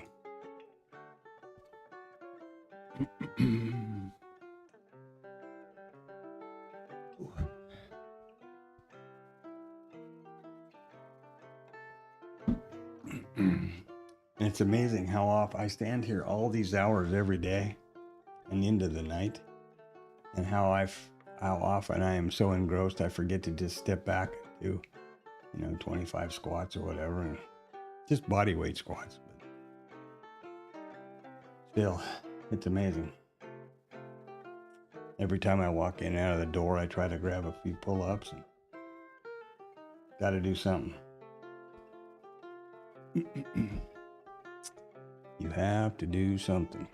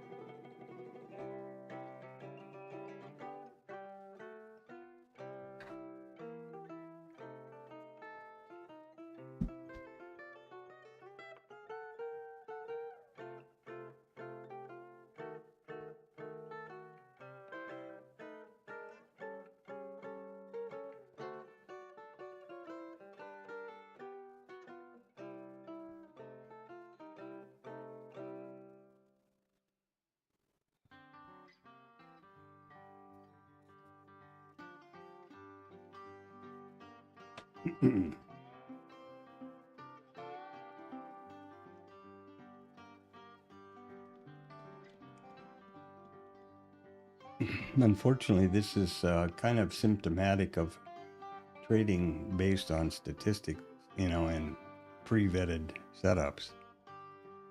It's boring as tears. Boring as hell, boring 2 tears, whatever, however you say it.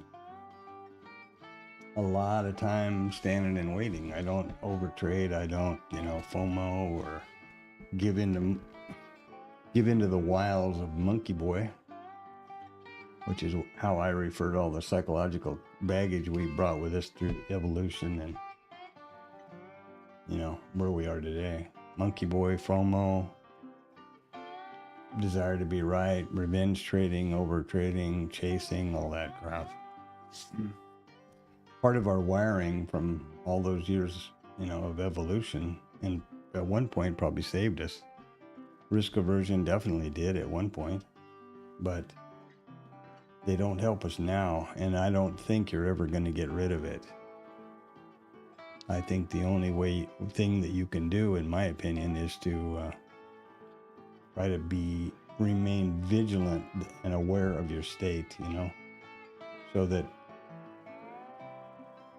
if you feel adrenaline rush or dopamine or anger or something, you just know to, push the mouse away and go, thanks a lot, Monkey Boy. Why don't you go out in the backyard and play here?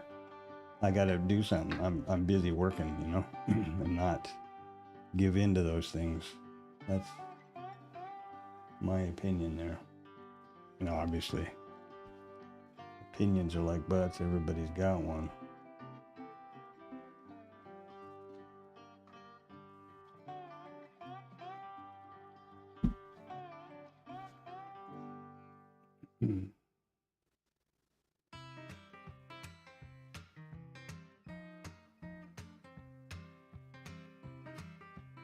So if you're just lurking, drop something in the chat. It's nice to have conversation, feedback. I think you're stupid.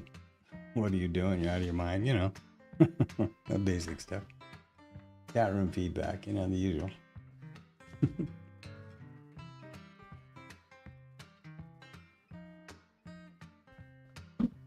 And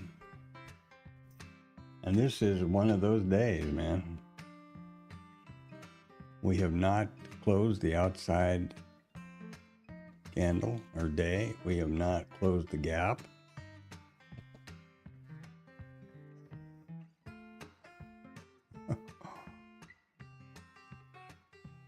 Just truly amazing.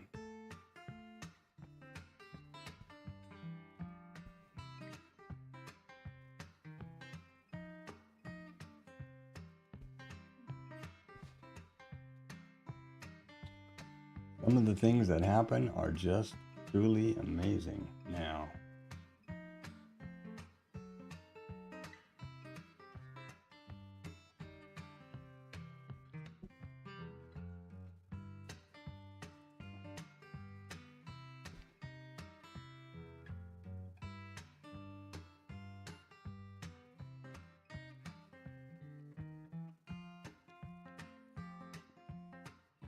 And we're running out of time here now. We're top of the hour. No, not running out of time, but I tend to lose real interest in trading around the bottom of RTH 1, which is the first couple hour and a half, 2.5 hours or so. I find that that would be a good statistic. I don't know how you would go about gathering that up, but I think actually the Expo has thought of that. Let's just check.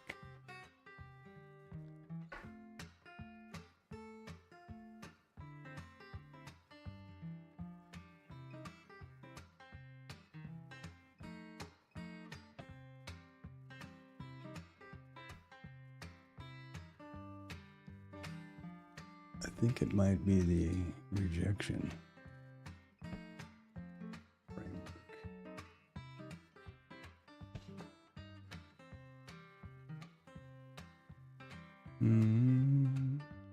I thought one of these, I know that one of these has a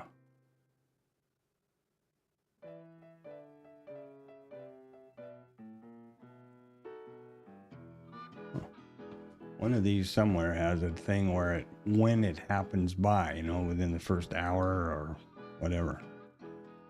I thought it was this one. There I go thinking again.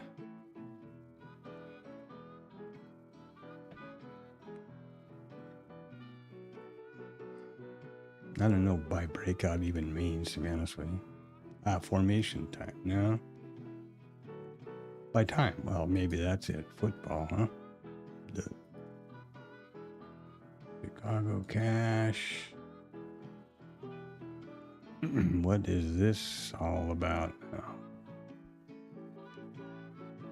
IB size, well, that's way... Broke before, broke after. Well, let's see how this thing works. Well, first of all, the IB size is way more than that. Breakout time within the first hour and a half. Let's make it 2.5.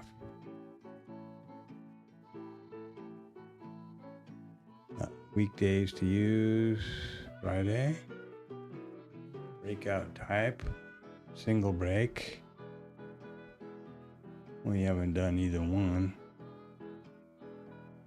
1 hour, 5 minutes. Okay, let's see what happens here now. There's a 40% probability of a single breakout on a Friday. Looking back at 6 months. 2 out of 5 days. You see this? That is ridiculously small. Let's do this. 29 out of 37 days. Single break before 11 a.m. at 78.38%.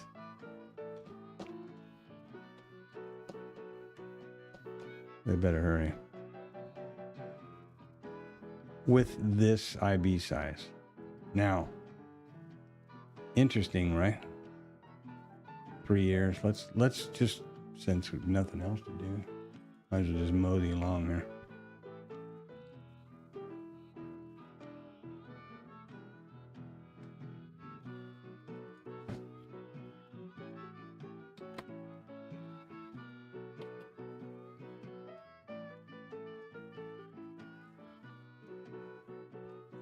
So here we are with the data by time report based on single break, the IB size, breakout by 11 a.m. That's 2.5 hours trading. That's the basic. Well, wait a minute. We can change that. I think that think it's 11:30 actually. Where'd it go?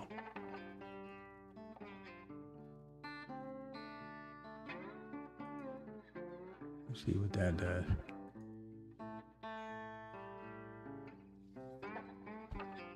Mm-hmm. 83%, 41 out of 49 days.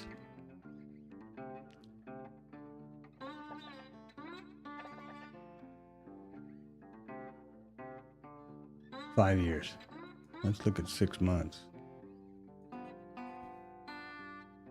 60%, 3 out of 5 days, only 5 days, where we had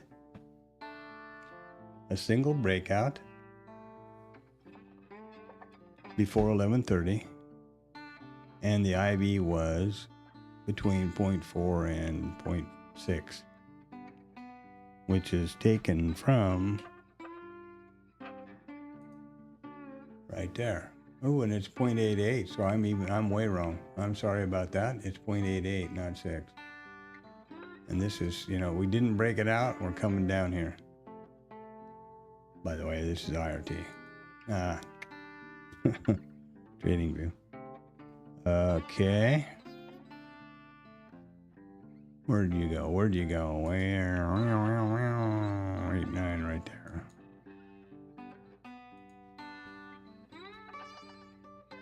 So with that big IB size in 6 months, it goes way up. Isn't that interesting?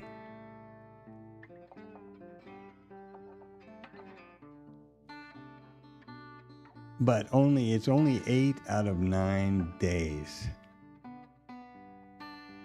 So that's BS for for statistics. 9 days is not a very statistically significant data set or subset of the data when you're looking back 6 months. Granted, in 1 year, there's only 52 Fridays. So in 6 months, there's 26, right? So about less than half of the days, we had an IB this large, but a majority of those days, it did single break.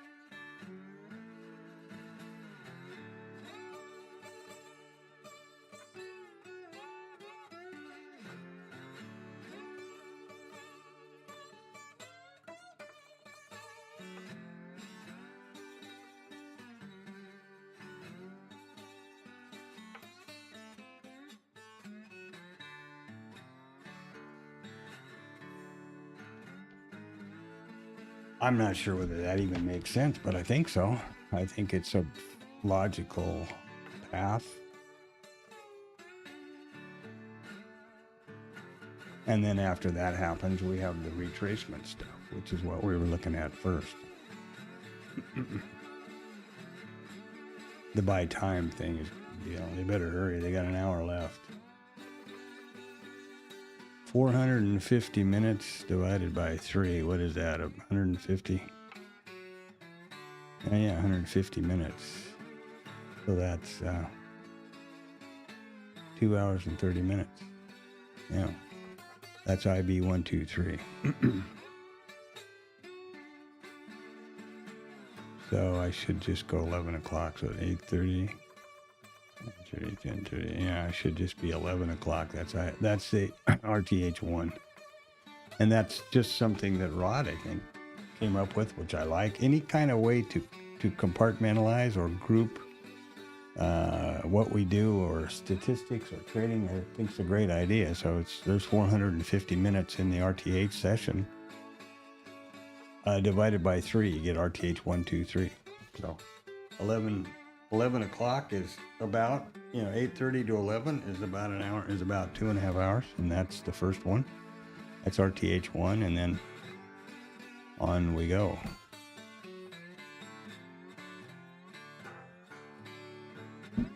And the probability of success on trades, I think, is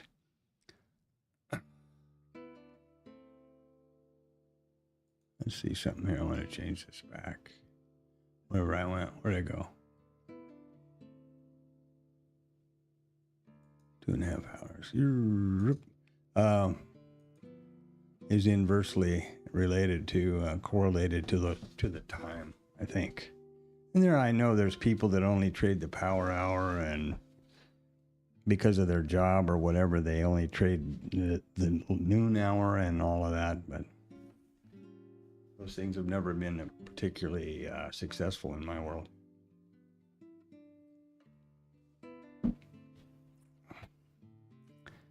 And now we're doing this, and now it's saying that, and here we are at 6 months. Says we're going to have a breakout of the IB high by 11 o'clock. 10 o'clock now. Is that something you want to lean on in this market environment? Would you want to get long right here? Targeting the IB high because of the statistics? The way I would look at that is, this is 88%. There's 11% probability you're not going to do that. If this was 100, I suppose it would be reasonable to lean on it. But I don't know how I feel about that. And also, again, to repeat for the umpteenth time today, this looks back 6 months. We didn't have Goofy on steroids 6 months ago, even. So all of this, we weren't in a war. We didn't have the president trying to convince the population that he was going to do away with elections and selling his, selling insider information before he tweets it about the stock market. I mean, what kind of crazy shit is that? And that all happened today. That all came out today. So I don't think that these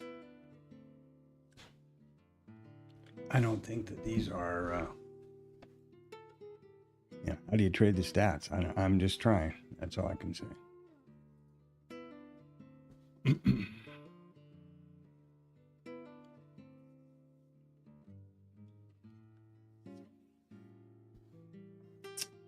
And right now we're at the bottom of this, looking lower, We fall out of, there's no singles. We fall out of the,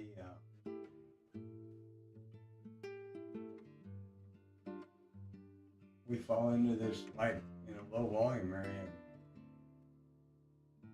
They could just rip it lower.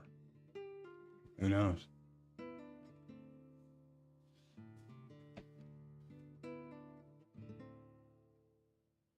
I think that was pretty much a short squeeze. That's what the profile, the P-shaped profile, if you want to get back to market profile world, P-shape, short covering, buying. B-shaped, long liquidation or selling. Balanced.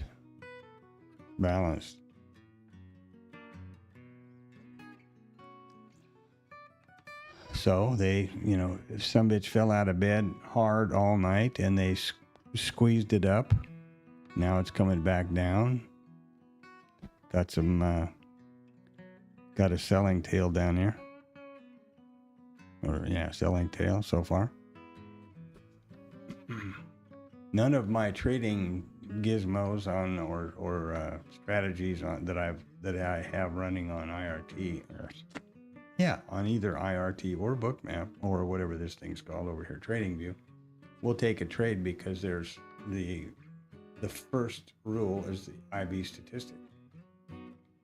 That's exactly the same with this one right here. There's only 3 rules on this strategy: A, B, and trigger. Sorry, I'm not imaginative. A is the IB. B is either the continuation of the pullback zone, and the trigger is when it pulls into the trigger zone. Simple. This one. Breakout. Trigger. Even more simple. 2 rules. Oh, there you go.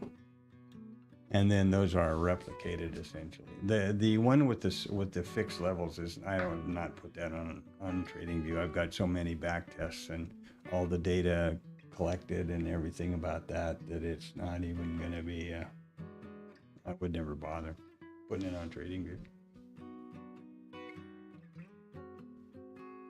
The reason I'm trying to get these statistics or these strategies lined out on TradingView is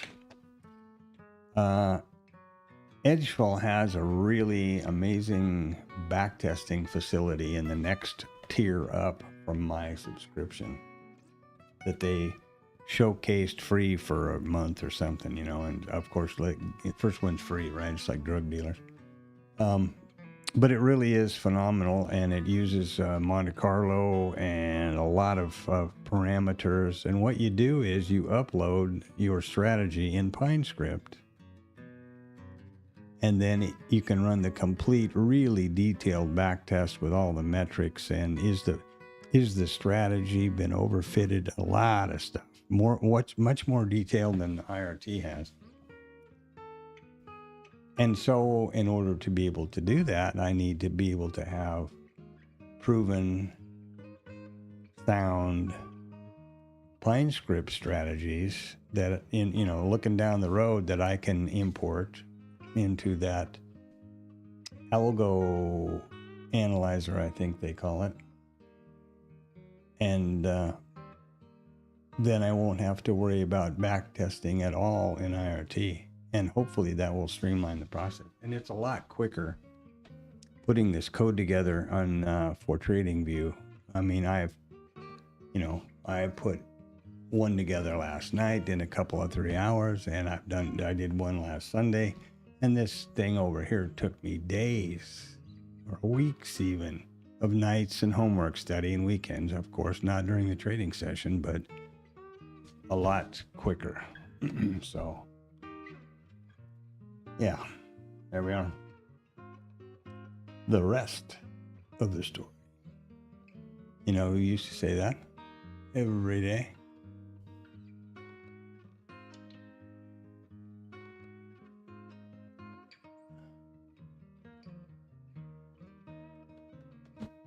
Famous guy. All right, so I'm just going to stand here and get hungry then, I guess. Look forward to snacks and a nap and, maybe get lucky and some wine, nice dinner, and who knows? Who knows what? It's just... Now, I'm going to bring them back over here for Blue Boy to show up again. Remember the old concept of Blue Boy. This is why it's handy for me. What is the context for the day so far? Well, this was definitely a squeeze. There's the IB high. Here's the IB statistic set. Never even looked back up here at it. Now we're pulling way down to the mid. They're going to fall into this low volume and just rip out the bottom.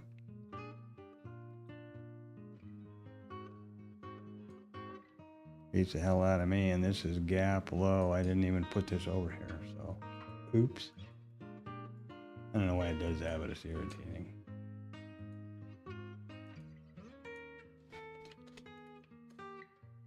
Gap low. What day is this? 170726. Wow. Okay. And there's the IB low, the bottom of the barrel down here.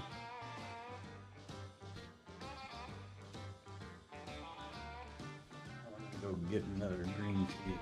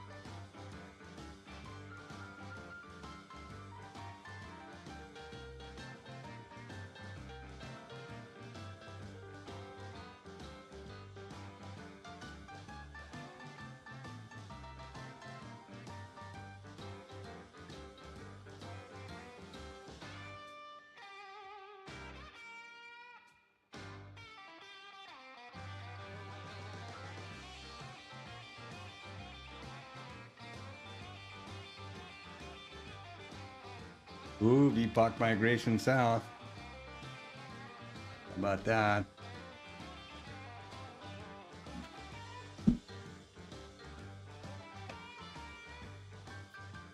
One of the things I need to think about here while I'm just standing here, stuff to do. The dVPOC migration south, right? This is the RTH and this is the ETH, the full session, the Globex, whatever you want to call it.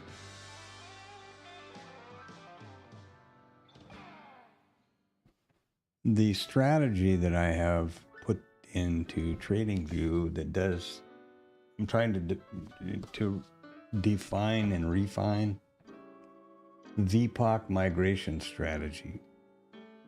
The thinking is, it's one of Tom's, I think, dVPOC migration is one of his things that he talks about as a strategy. And it's the most obvious.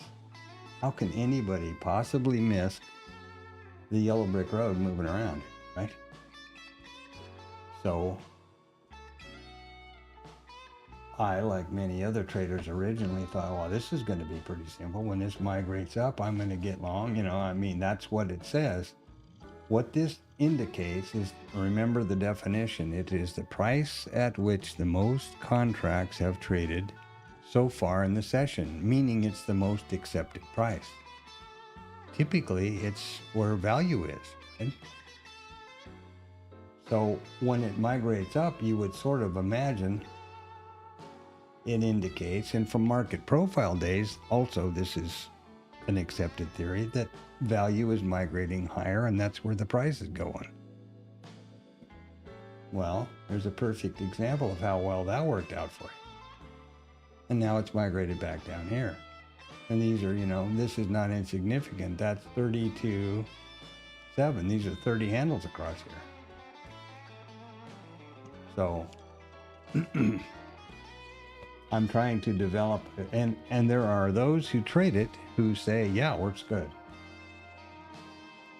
my thinking is that they may be leaning, either they don't have good data or they're leaning on a low win rate and a high R value or R factor or whatever you call it, R multiple. In other words, every time the VPOC migrates higher, Peter goes long. Two things can happen. He has a very small profit target window and higher and a larger package size, you know,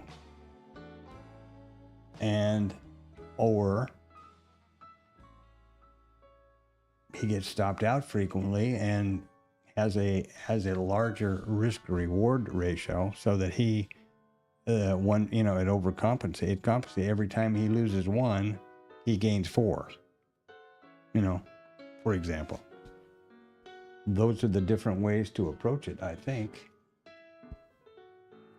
It could be, ouch, could be crazy. That's entirely possible.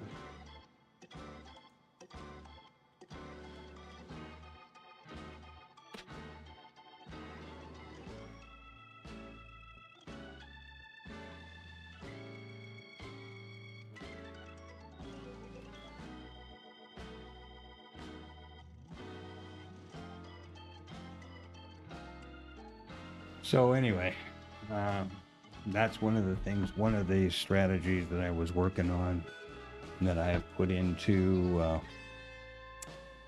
TradingView. But it's now looking at or generating the full session POC, not the RTH. And I'm not entirely sure which one of those is a good idea, to be honest with you.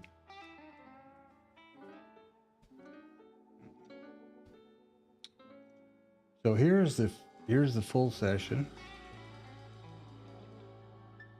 Now, another thing you would need to think about, or that just is apparent by looking right here, how much of a migration do you need? And here's a couple of thoughts that I always think about the VPOC migration. First, is this a VPOC migration? What is that, a half a point, couple of ticks? That's one thing. Here's the second thing. Let's say this is the VPOC migration. Now, everybody on the planet knows, and I'm sure you've heard, don't diddle in the middle. That means don't trade on the POC, because it's the most, by definition, the most traded price means the most likelihood you're going to get stopped out, because price is going to, bounce around it. Just look at this. Okay?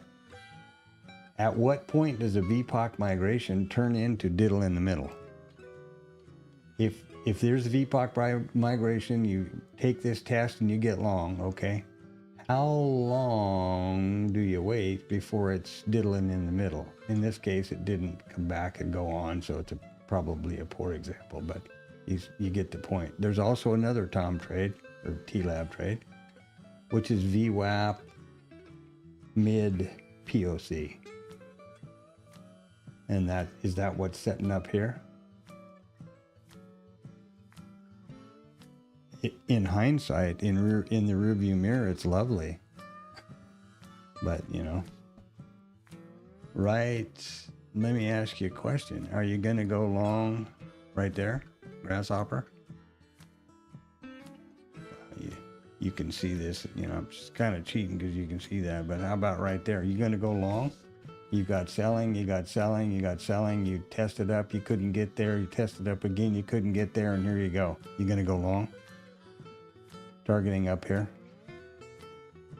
Look at the profile. You've fallen out of volume. You're below these distributions. You're right down here, just above this real low volume, these low volume nodes. Well, how about right there? You test up to the POC and it comes back down, or the VWAP and comes back down again. It's never hindsight. The rearview mirror is always so clear.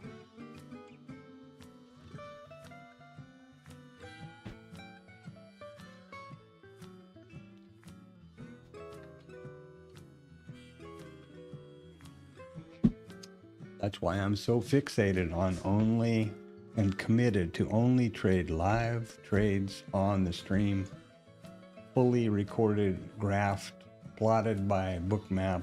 You can't miss it. And the reason I have this setup like this is that I want to focus on trading the hard right edge, not this rearview mirror BS. And I don't know if you're familiar with it, but let me just check and see if I see something here.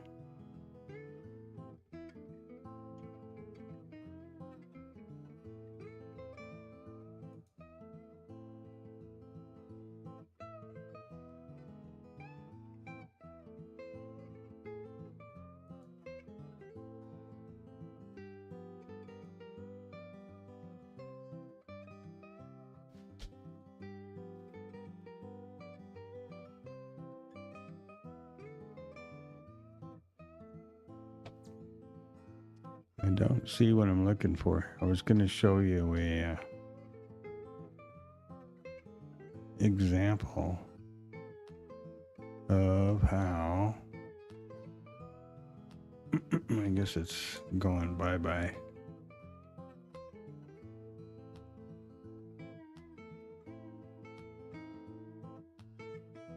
Let's stop. I don't want to do that. That wasn't it.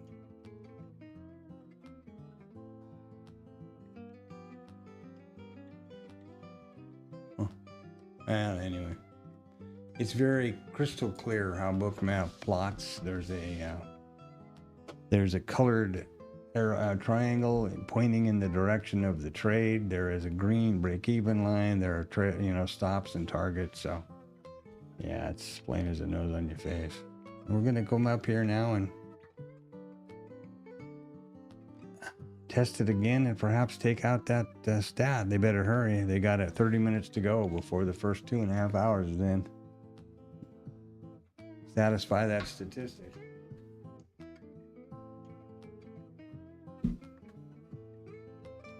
And if somebody, you can bet that at least a handful of people in the TLab are bragging about how they took the mid POC and are all profitable, and good for them. And in reality, it's something that's important to remember here is this. Look at the scale we're dealing with. This is 06. This is 20 points here. 20. That's a real big deal. And that's why I always try to keep this this is 2.5 points between the prices. And I often forget that, like I just did right now. When I'm talking about this mid to VWAP thing and all this crap, I'm not paying attention to the fact that this little movement right here was 6-7 points. That's very definitely risk neutral. You know? Yeah, damn, I'm my own worst enemy, I swear to God. Okay, come on. Will I bet? Ooh, look at there. Will I bet on the come? Nope. Did somebody just say something? Yep, probably. Or they hit into this liquidity up here, which was something, I don't know what. What was this? Only 78. Odd. Huh.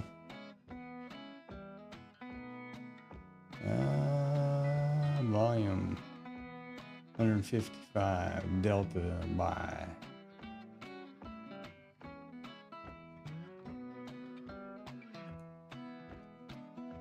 And back up again. Wow, look at that reversal. That hard, quick reversal.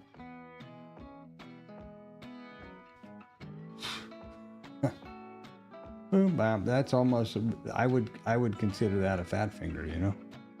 Somebody made a mistake. I mean, why would that? How and why would price? We're looking for value in the S&P, my ass. Hey, Magic. That's quite the evening, huh? And so far today, we're off to the squeeze from hell. They still haven't taken out the IB high or low, haven't closed the gap, haven't closed the outside bar, and haven't closed the gap. I'm sure you're rich. I would hope you got on this squeeze and are just, you know, out looking for a new pickup truck to haul all of that money to the bank. I stood here last night and watched the dump pretty much until about 10:30 or 11. Of course, it had nothing to do with one of my vetted trades, so I didn't try it. But man, I'll tell you, it was a monkey boy was going insane over here telling me to get on the short. And the squeeze, the same thing with the squeeze. And these, you know, this is a 60-point IB. Man. 66, excuse me. IB.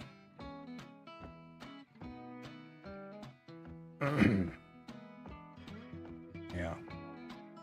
So I hope you're doing good, man. As you always do, I am confident of that. And good for you. Anton's taking care of his boy. Antonio's, I hope, doing something fun in the south of Portugal. I'm jealous about that guy.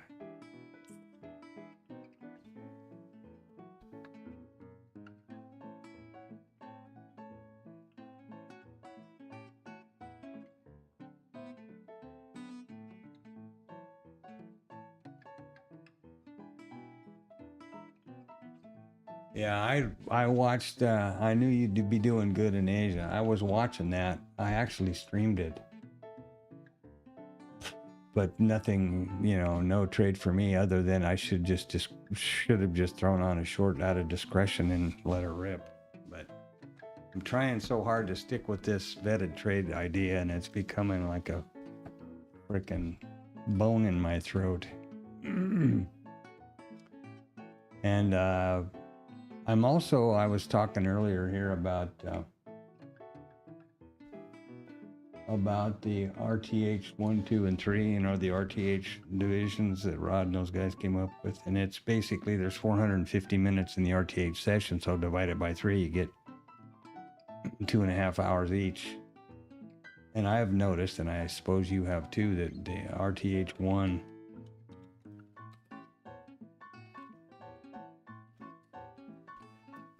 RTH 1 is obviously the most probably profitable. And I was monkeying around with TradingView, and I can use this time report. So with all things being equal, including this big IB, we have an 88.89% probability of a single breakout before 11 o'clock. So they better hurry.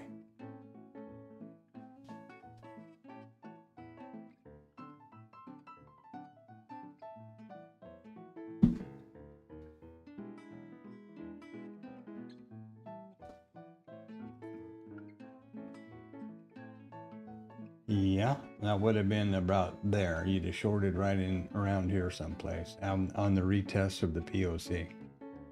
My problem with that is when we're so close to well, I got a lot of problems, obviously, as we know, but I mean, there's the IB high.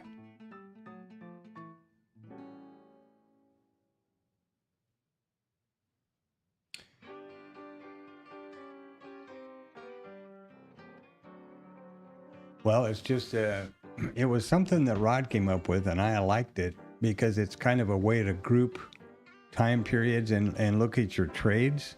RTH 1, 2, and 3. What that is, there's 450 minutes in the RTH trading session. Who cares what time zone you're in? So divide that by 3. It's about 2.5 hours each, 150 minutes. Each. So RTH 1 is 11, and then, 2, and on you go. That's what they are. I think, and I'm pretty sure it was Rod that had come up with it from Static and, TLab, whatever. And I liked it because anyway, I can try to, in those days, earlier on, before all of this fancy journaling and stuff, being able to compartmentalize or to group trades, like in my older journal, I used to, it's the same thing here. When there's time, IB size and all of that stuff, any way that you can compartmentalize and do the statistics, I think is a good thing. I used to, in an old journal I have somewhere on one of these machines from years ago, I had it broken down by day of the week, which of course is what Edgefield does, and then also by hours of the day. I hadn't thought of breaking it into just 3, but that was the idea. And it, so if on Wednesday, if it's before 11 o'clock in the morning, or here you go, there's the possibility of a single breakout before 11 o'clock in the morning on a Friday, looking back 6 months on the MES and the Chicago cash is an 89% probability. So if you leaned on that, it would make, you could make a good argument. I'm leaning on that IB high. Of course, these statistics have nothing to do with, Agent Orange wants to cancel elections and gonna sell. Did you see the crap about selling? He's gonna sell subscriptions to tweet market moving tweets right out right out here. There you go. I don't know whether you've seen these or not. I about fell over. It's like, are you kidding me? Here you go. Here's Financial Times, and here it is on BBC. And nobody's refuting, and nobody says this is crap. Nobody says nothing. And this is not the first time I heard this. They floated this idea a couple of months ago, and now it apparently has got traction. Going to sell instant access to market-moving social posts before he releases them. Jesus Christopher Christ.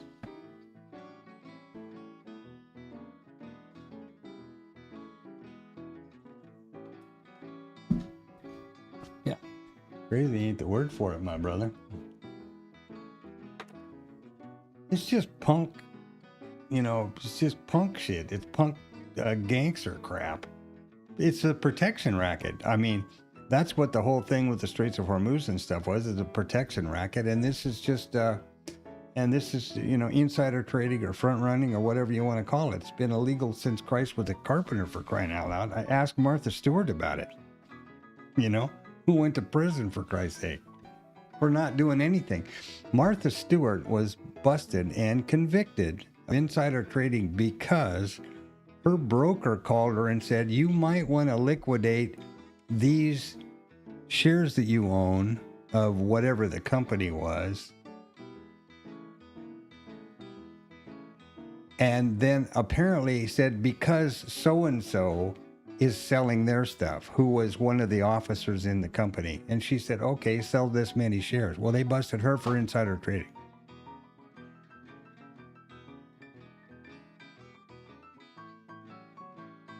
Yeah, it's just unreal. Going to try to, they're going to try to tip. And another, I don't know whether you listened to the speech all about this, corrupt elections and influence and all this kind of stuff. Here's a fact that you need to think about. From Obama, from Bush to Obama to Biden to Trump, point one to Biden, no problem with any elections or, influence or corruption or any of that stuff. The only election that he is screaming and yelling and bitching about is while he was president and his administration was in charge of election. Then after that, Biden's the president and he's got no problem with this last election. That was all wonderful. Think about it. Jesus, Christopher Christ. Amazing. I hate to rant, but goddamn. I don't know what else to do. Shooting's illegal, so I got to rant, It reminds me of the old saying, who will rid me of this truculent priest? I think it was Henry VIII or somebody that said that. Said it out loud in the court, and of course, about the Bishop of Canterbury, and of course, a bunch of knights took that as a sign that they better go take care of the Bishop of Canterbury, I think, as the story goes. Maybe it was just Shakespeare, I don't know. But it's pretty funny. Well, we have a big reversal W going on here. And we still haven't looked at that IB high. So, Mama's yelling at me. I'll be right back.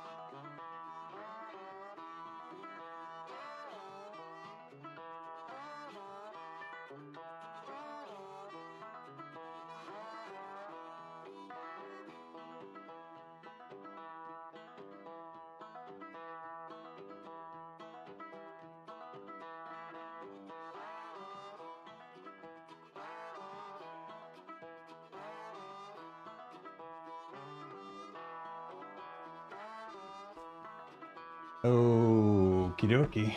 Now the VPOC has just migrated south. The RTH has. And as Anton would point out, has it on the ES. I don't know. What the hell is this? Look at this ES. There we go. Just came down. ES just migrated here. Here we were on the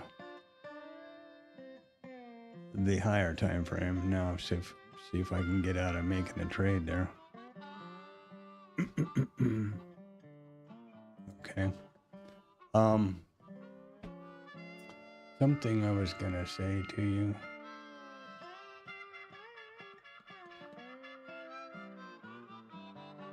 About oh yeah, we were talking about the VPOC migration stuff yesterday, right? And that I have this coded up thing going on here that I'm going to use to test your strategy and a bunch of others. So the way this can work, I was looking at this earlier. Now this is the IB retracement, the exact same thing as I trade on Bookmap. This one is, I've added some stuff here where I can put in different stop and profit targets, and I did another one last night too, which is, we'll see. Anyway, so here is the developing VPOC, right? So there's the trade based on the developing VPOC, but this is I was noticing earlier today, this is the full session volume profile, not the RTH. Which one do you think is more more applicable? I think the RTH has more horsepower. I've always felt that way. Maybe I'm full of crap. But that's what this does. So it's in a trade, and I'll have to look and see it. And you got to be, of course, so careful with a 66 handle IB. Each one of these is, 22, 23 points. 10, 15, 16 points. 16 points. So risk. Oh, shit. Sorry. God damn it. Wrong window. This is the developing value area. VPOC. The dVPOC. And it just, because I just switched to this strategy, it took this trade long because it came across it. And what I've determined is, by looking at the value here, this is the RTH session, the full session, not just the current RTH session VPOC. I think I need to change that around. And I changed some other crap in here too. I got to look at. Different targets and different stops. And I came up with another one last night too, which is work in progress. But anyway.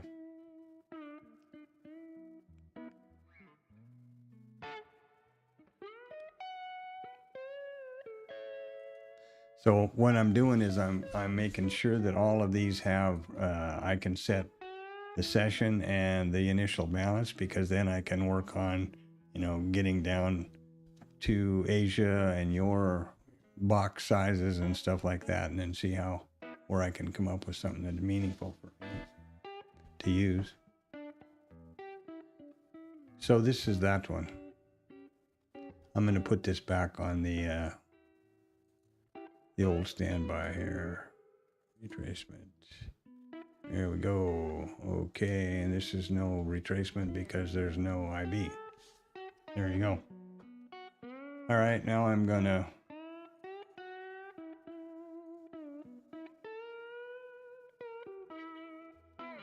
step aside here for a minute.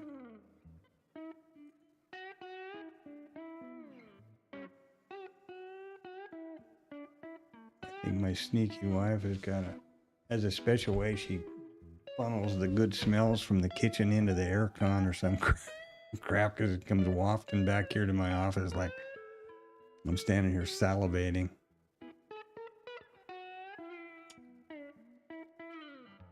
Yeah, this by time thing, so they better hurry or we're gonna break this one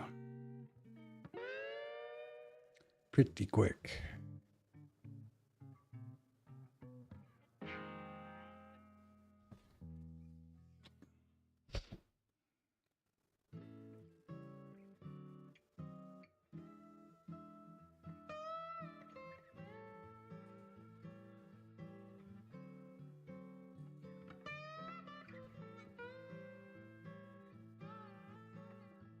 They haven't closed the outside gap, and or outside candle or day or whatever you call it, and they haven't closed the gap. Obviously, there's the previous RTH low, and there's the close. So there's the gap, and there's the outside or range. And now we've broken both of these down. We'll see. IRT only. I don't have. This is the developing volume point of control, the yellow brick road here.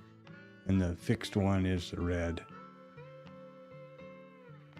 And here we are over here, which is a P-shaped profile, which is obviously long liquid or shorts covering or buying, right?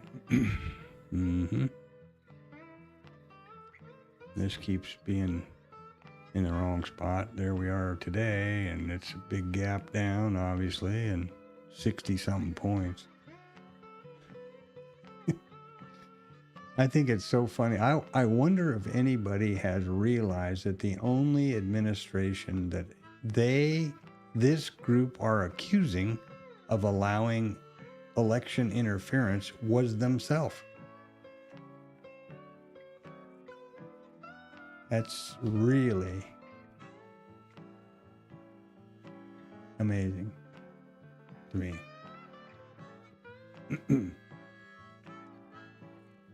Truly, talk about rationalizing something.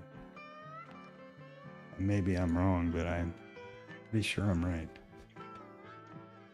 Okay. 6 minutes. They're going to zoom up here and grab that eye behind 6 minutes. They sure as hell could, of course. But here we are at 1 point high. And there we are. I'll be right back.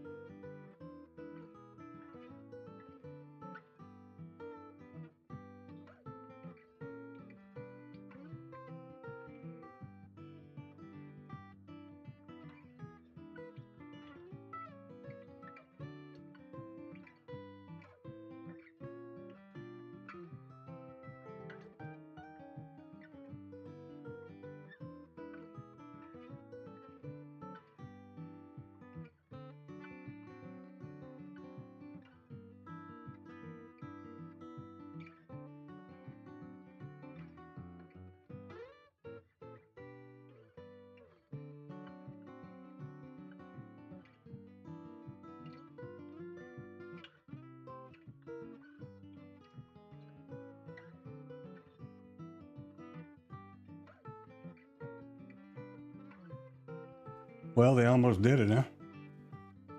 That's pretty amazing.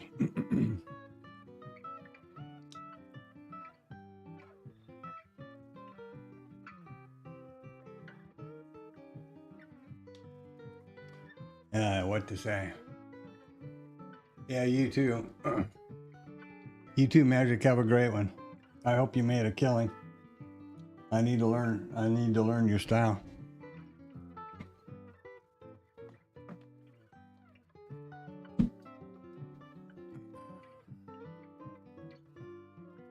You too, my brother.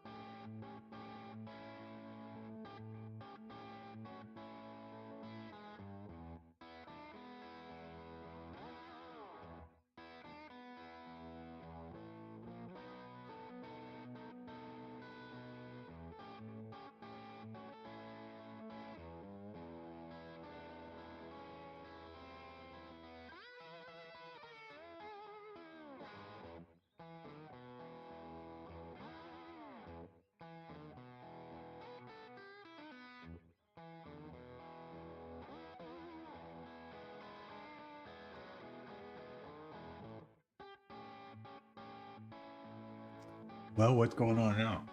Look at this. It's hard for me to keep this on one price. There we go. I try to keep it on $1 high so that I can have some sense of scale.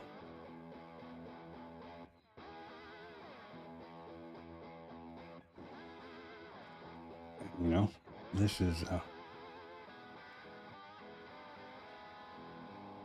17 points. Points, not ticks.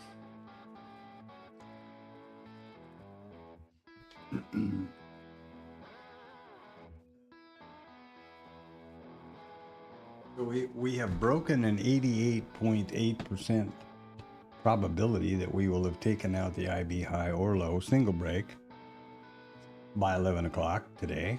We did not.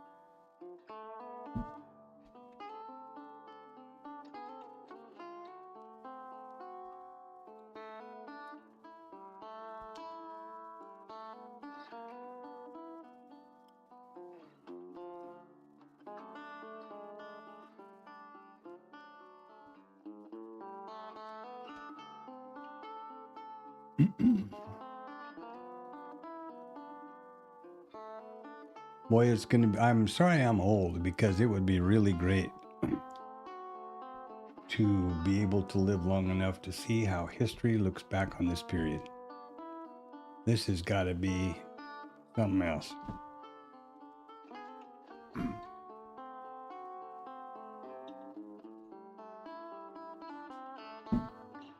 So many instances of never happened before, you know? Really crazy.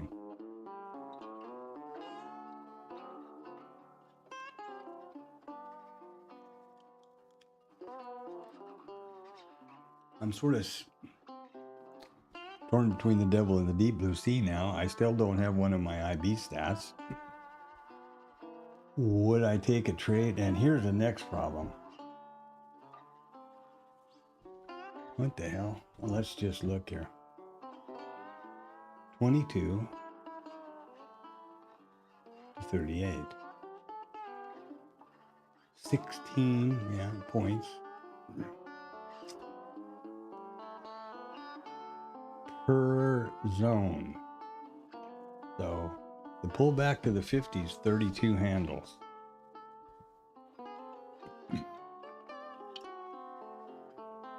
Not that we have taken an initial balance yet,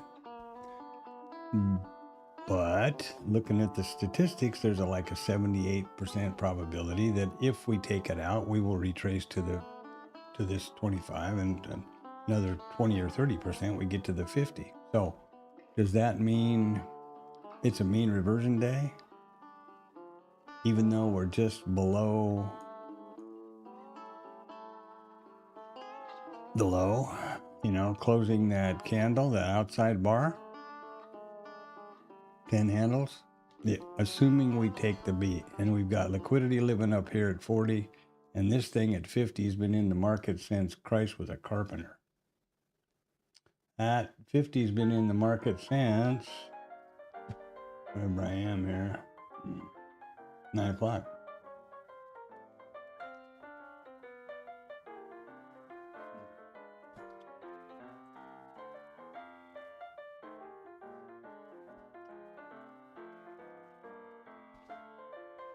I don't know what to think about any of that.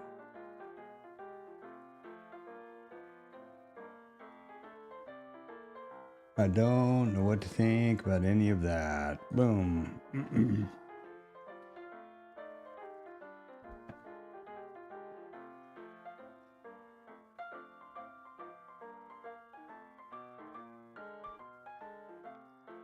Really.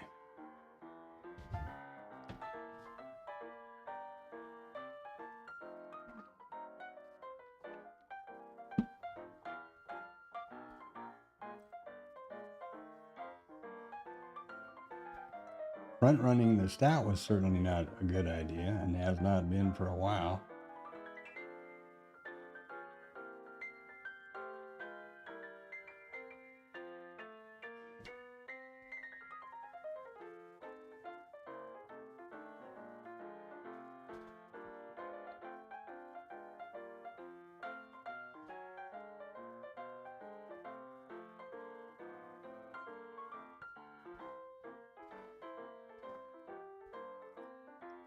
And Magic's trading the MNQ, so just something. Let's see what we have here.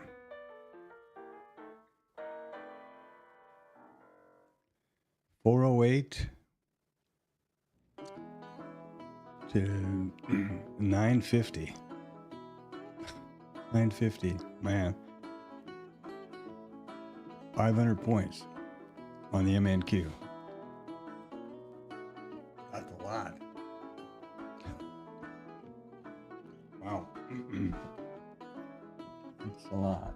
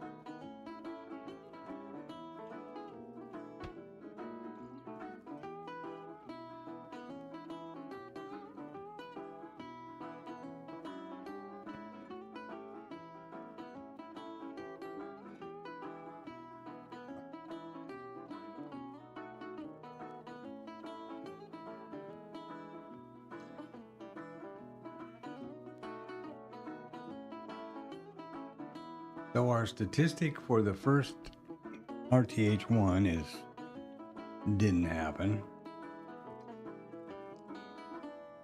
Which means that, hold on a second, I think there is something to do with this here. Hold on. Yeah. So there's 11% probability that it'll break the IB high after 11 o'clock. There was an 89% probability that it would break before, which of course is like every probability. Unless it's 100%, it ain't. So, if we break it up here, this will tick out the 11%.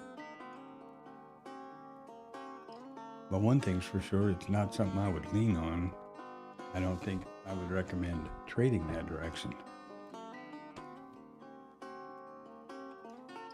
Let's get back to something else here then. Let's look at this retrace. Assuming that we break the IB high first.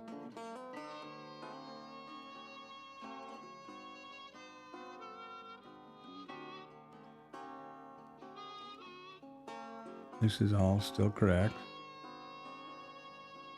And there's now 100% probability. Wait a minute here. That can't be right. That's better. Anytime I see 100% probability, in my opinion, the first thing that goes off is a red flag that there's not enough data. Because that doesn't doesn't pass the smell test, right? So there's 72%, 73%. We're going to take out the 20 that will retrace to the 25%. And then another 40 that we get to the 50. So Does that mean then that the correct strategy would be to have a breakout, pull back to the 25 or in this zone and go long looking for another breakout? Or does it mean that smart money or the conventional wisdom would be to take an asymmetric trade up here, short, mean reversion? This lifted off, this liquidity lifted off. How about the other one? This boy who's been in here since 9 o'clock is still sitting there with bated breath.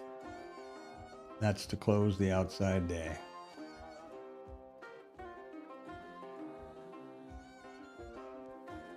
What does that mean? Does that mean that guy was long from the open? You know? And that's his target?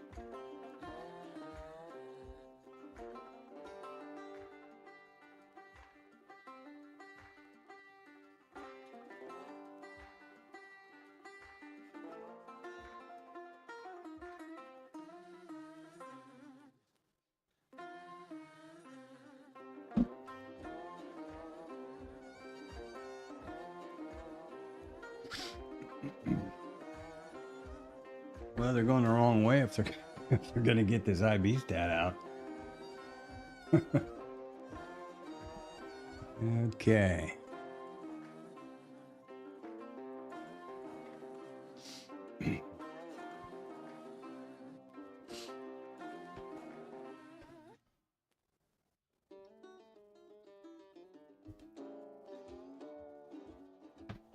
Looks like the squeeze is falling apart. Or maybe not.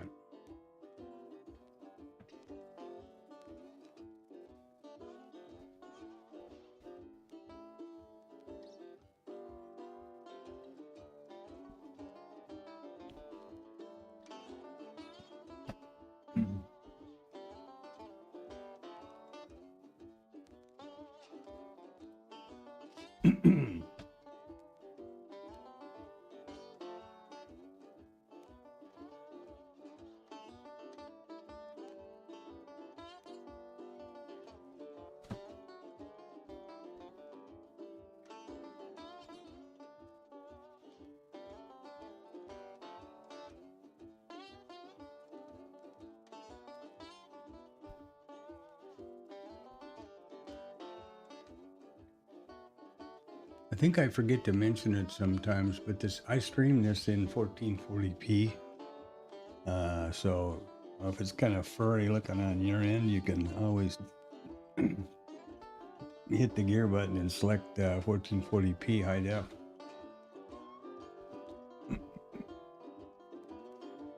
And it's right there.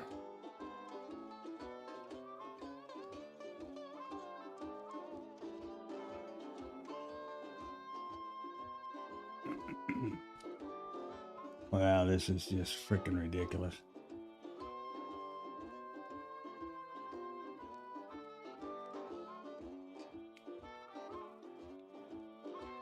Ridiculous.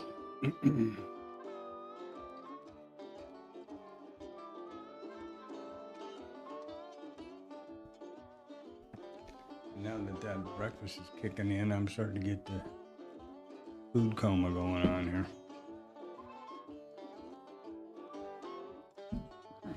And it's coming up time for the midday break. I don't have any runs today, so that's a good thing. I don't have to go anyplace. I can take the midday break, and then I'll be here for the closing and everything else.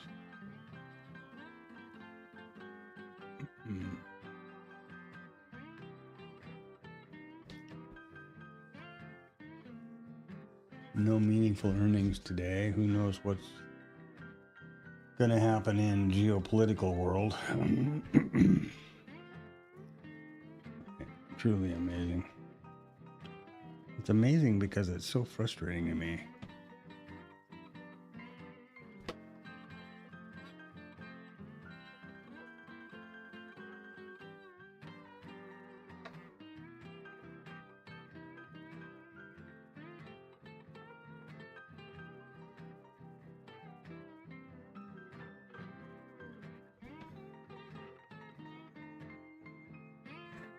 Okay, well, there you go.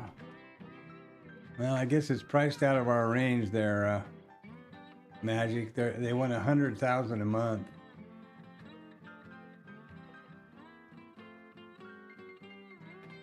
Are you shitting me? Wow.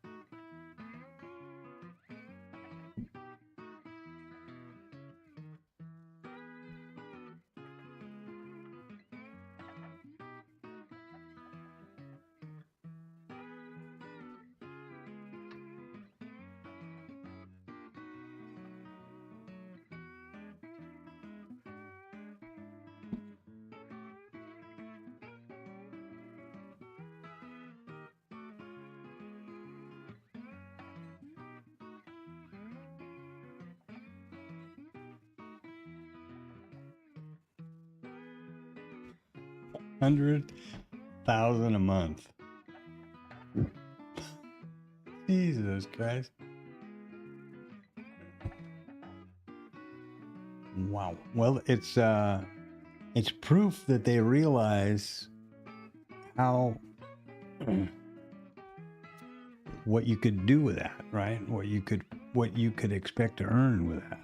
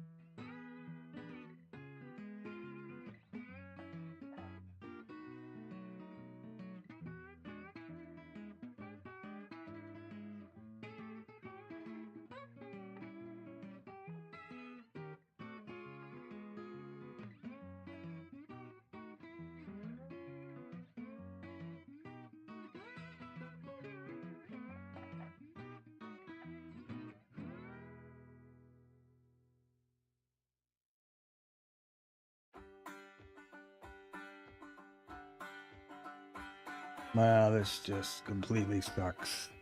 And the minute I go jump in the shower and head out for the walk, etc., it'll just go flying up, pull back, and there we go. You know? But I think, frankly, the only way would be able to trade this, if I'm not mistaken, and just let me think about this for a minute. The only way I could trade this from a risk management point of view would be the mean reversion theory, because I could have a stop tight, like asymmetrical, and lean on the 71% that we're going to get down here. Taking a trade from the bottom, even if I took a trade straight at the 25, this is 16 points. My trade range, my stop is right here at 6 points. Wow. With the multi-bracket. Right? So that's already ridiculous.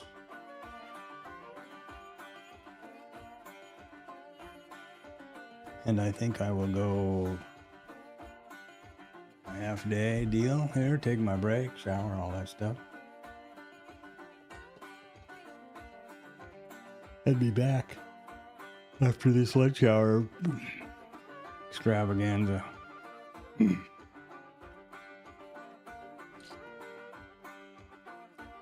sure what's going on with the music. I better check that out.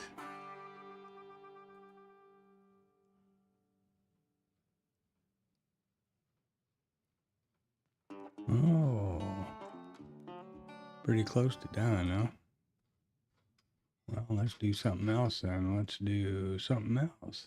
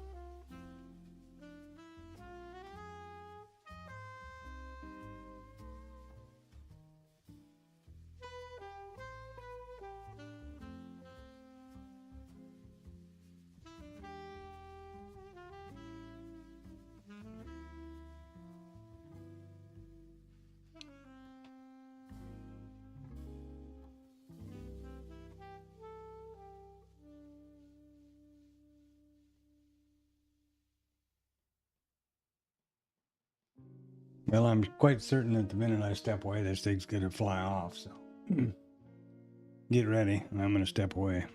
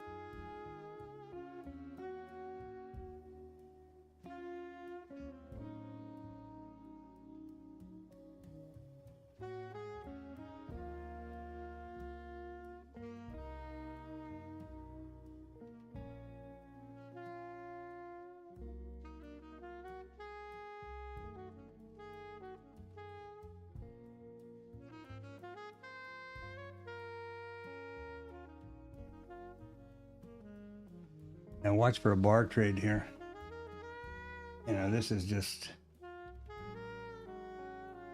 well, it's a hard market for me to trade.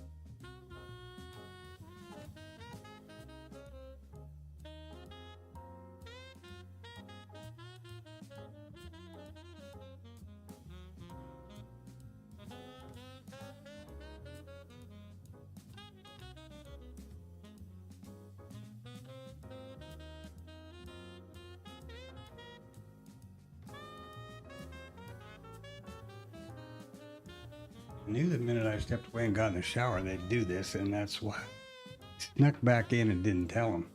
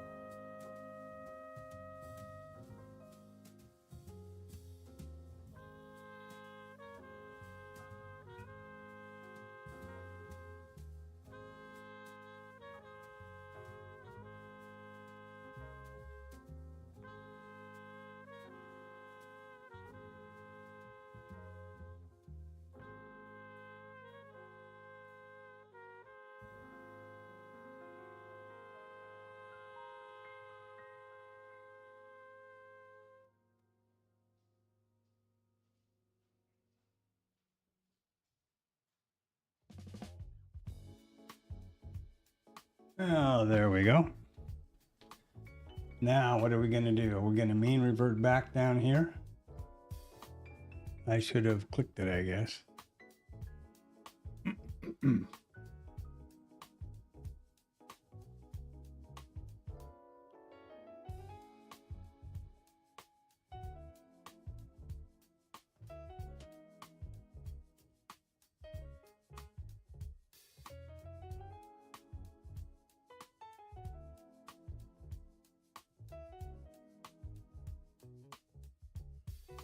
Man, it's so transparent how this stuff is manipulated. It's just amazing.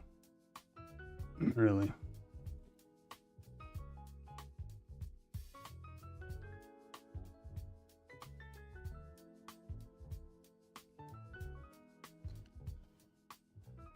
And are they going to come back from my entry? Who knows?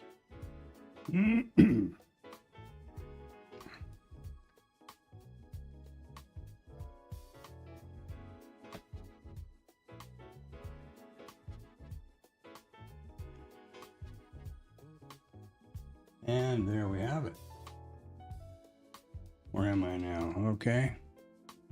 Let's see what where we are on the bigger picture.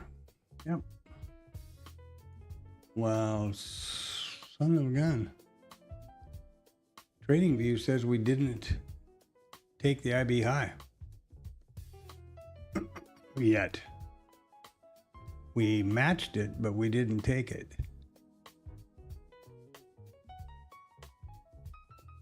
That's pretty amazing. And if you look at this over here, that's bears out, I guess. Wow. We did not take the stat yet. Huh.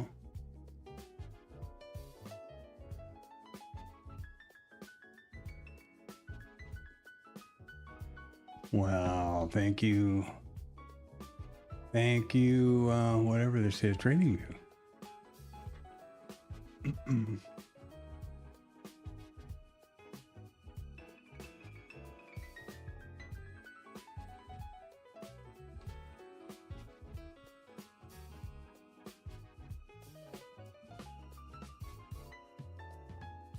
According to this, we did take it. This is 7. Look at the high over here, 75.39. and the IB is 35, 38, 75. So according to this, we took it by a tick. That's pretty weird. And according to over here, we took it by a tick. Well, now I'm now I'm more confused.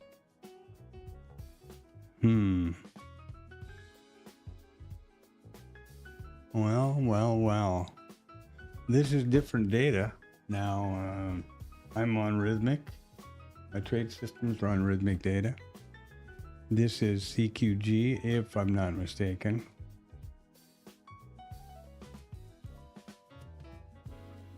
Oh, that's the difference. You see here?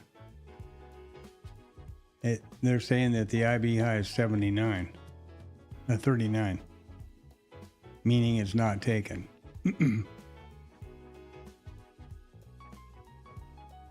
The IRT has got it at 75.38, 75, one tick. And that's the reason it looks like it was taken by a tick right here, because of the relationship of the IB high. I wonder.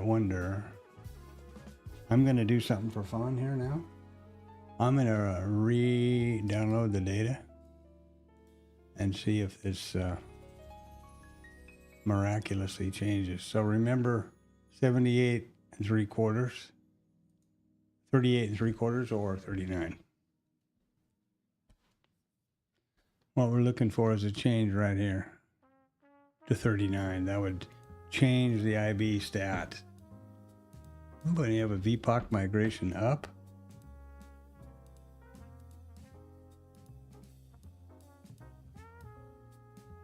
I have no idea what it's going to do or if I even care, but I'm curious.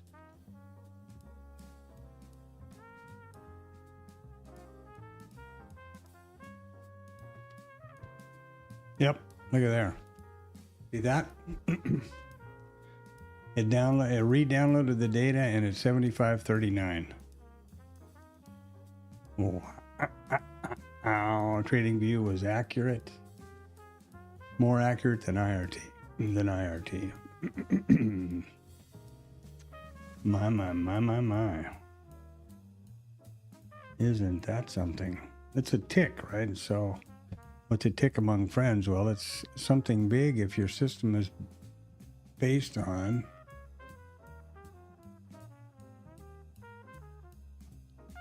a level or a statistic like the IB. It has not been taken yet. No. What are these girls up to now? Come on, gal. Come on, everybody. Well, I'm still not going to front run it because I still think that's a bad idea. So, well, that's straightened out, however.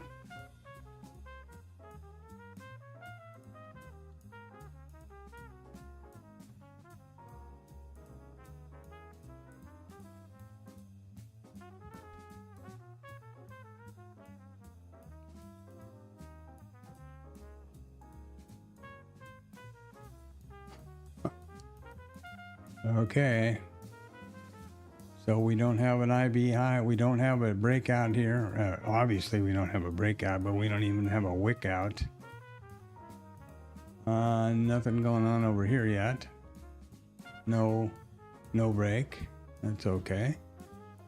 And yeah, okay, that does it for me. I'm gonna go do the midday sojourn here. This is just freaking stupid.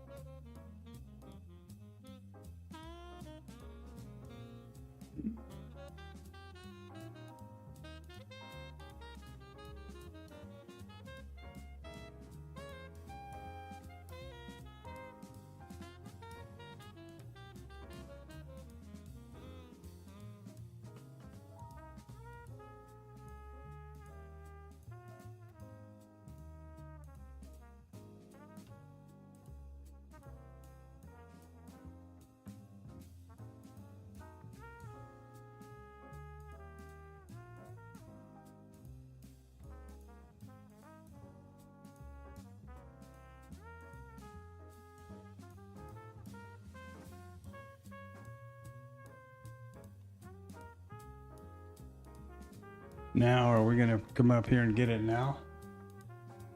They're gonna show them who's boss, like, I guess. And that's 10 handles. Look at there, you know. It should be real obvious. I mean, it should be really pointed out that this is a 10 handle pop. And if the front run works, well, everybody's going to be real happy about that. I'm guessing they're going to take this out before it's too long and probably get up to the previous RTH low up there above us with a 64.1% probability at whatever it is, 48 quarter, I guess.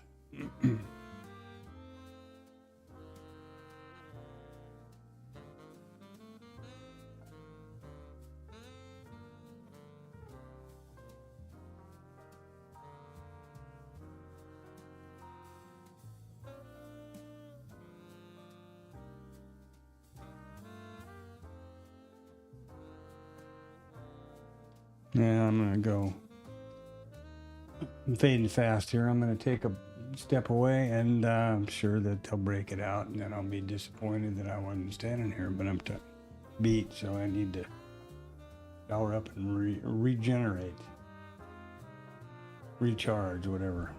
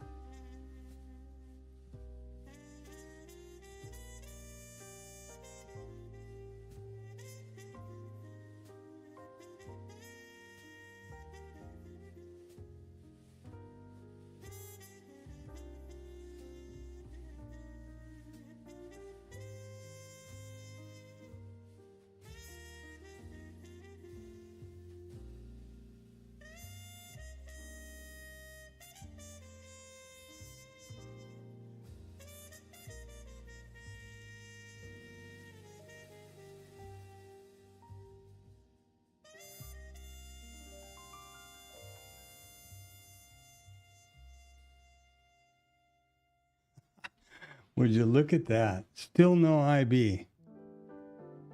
That's pretty amazing. Hi, by the way.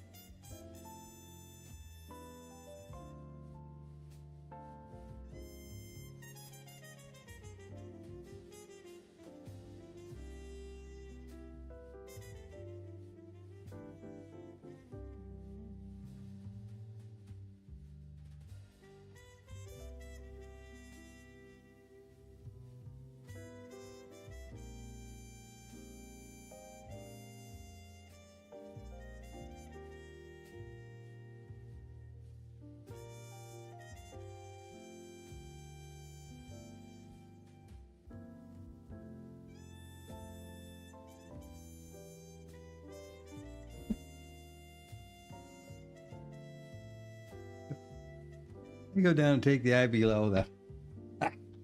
That's going to be pretty funny. I mean, what do I care at this point?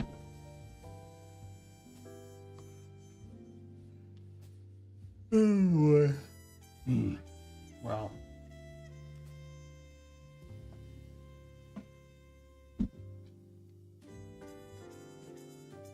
Well, I'll tell you what, this is quite the session. Been quite the 24 hours, hasn't it? Or whatever it's been since last night. 15 or something.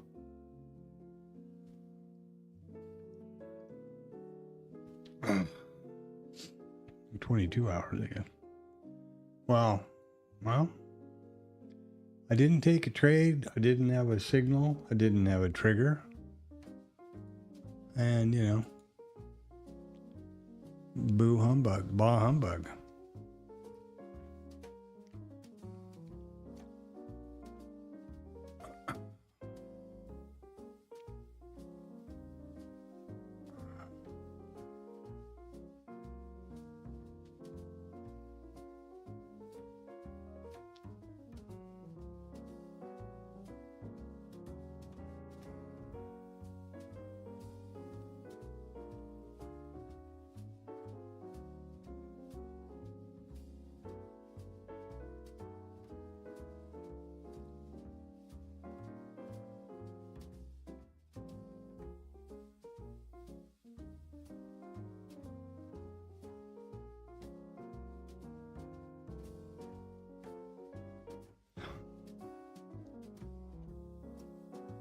Nothing? Nothing? Oh boy. Where am I now?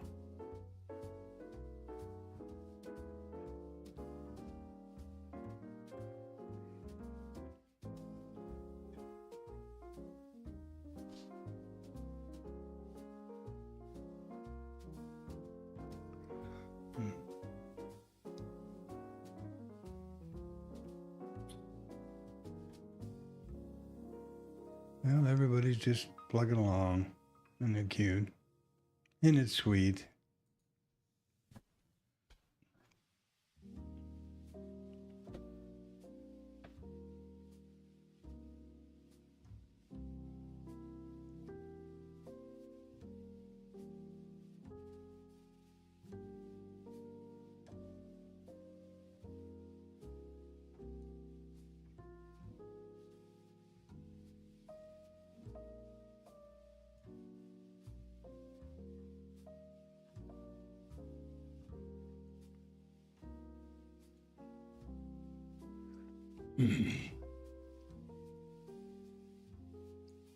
Well, who'd have thought? Who'd have thought? I tell you, I would have never dreamed we were not at least take one of the IBs. It isn't over yet, remember? That's the thing about the initial balance statistic I was talking about earlier. It is at any point between 9:30 and 1500. It could, or 1600 technically. And it could be, 1 millisecond before, 1 millisecond after 9:30, or 1 millisecond before 1600, and it's still considered in the books. Now, of course, no using the statistic for the trades typically is, that's a different story.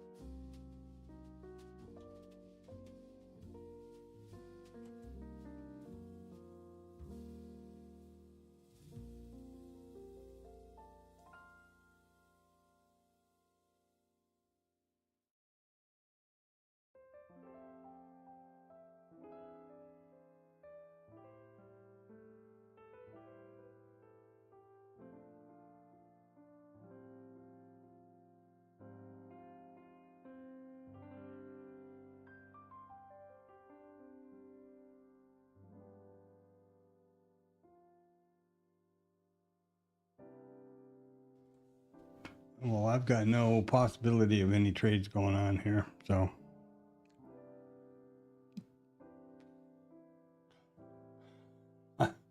I don't know what to tell you or what to do, to be honest with you.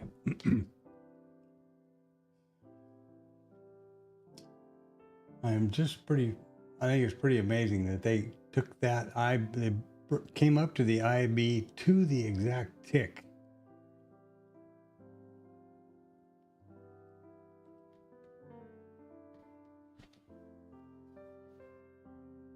How is that even possible?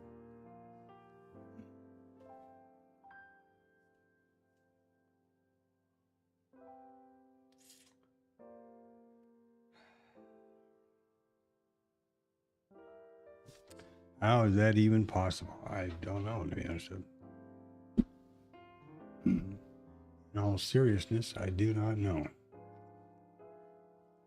Well, if you've got something else to do, it would be a good time for you to go do it and get your weekend started early. I really don't, so I'll be here as my commitment to the stream. No Globex tonight.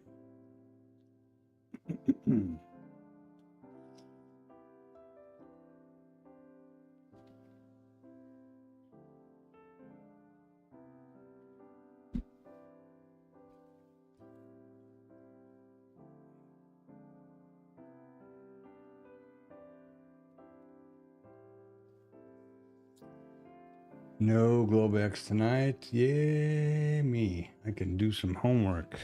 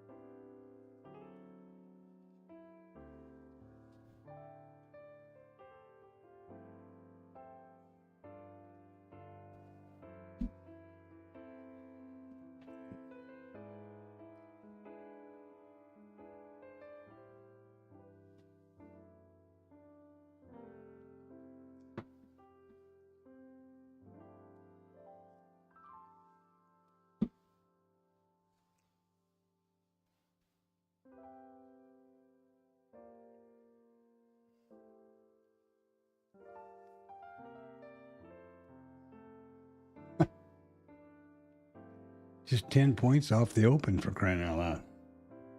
Who would have thought?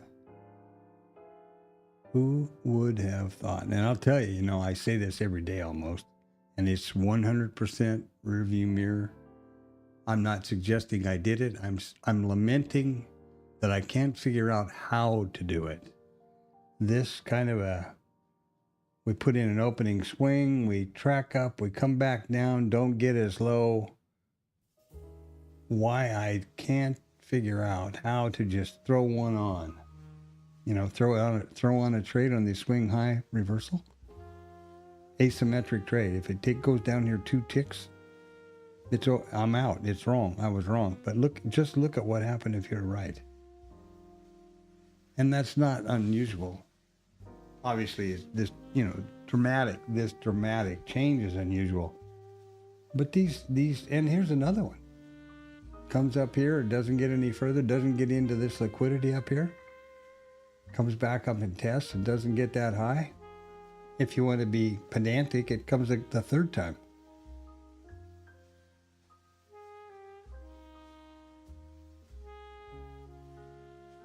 All of these have big gains built in.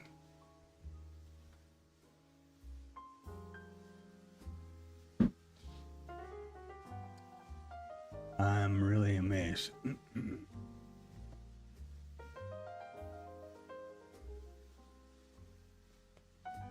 Really amazed.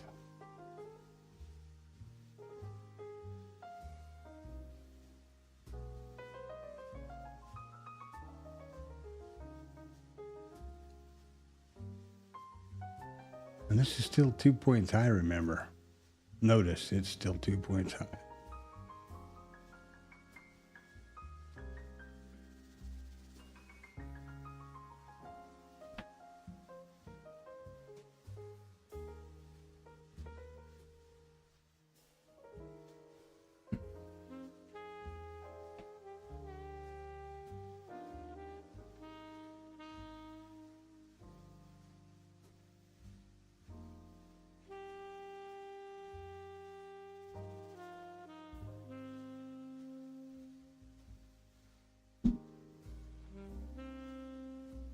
Mm.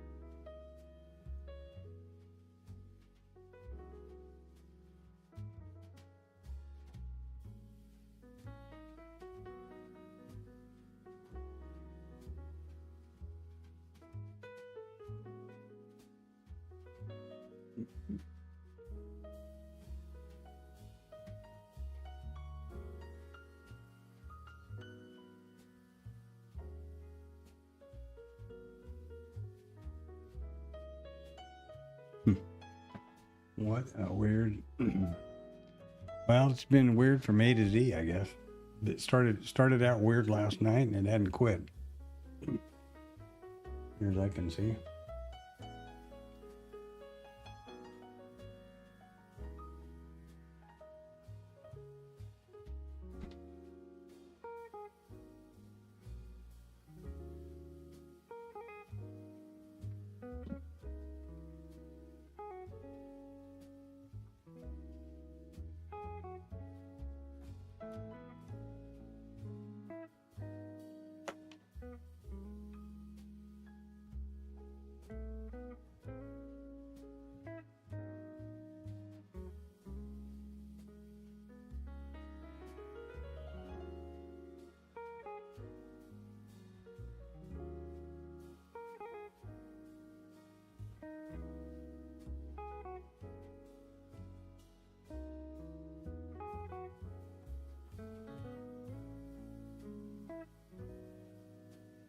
Yes, sirree.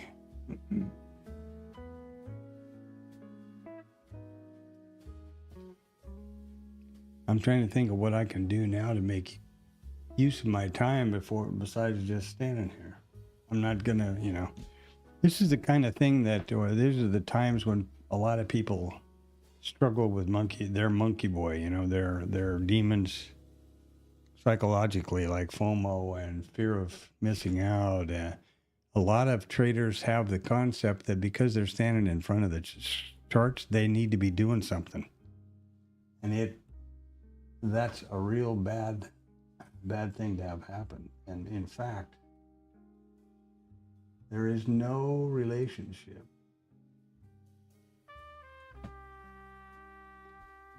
between risk, effort, and reward in trading. In fact, it's almost the other way. And that really trips up a lot of people. They think because they're standing here, and it makes perfect sense if you think about how most of us are raised with a work ethic and, days pay for a day's work and, all that stuff. If you're putting in all this time and all this effort standing in front of these screens, you should be doing something. That's what happens. And they fall into that trap, and then, oh boy, they're in a trap. Big trap.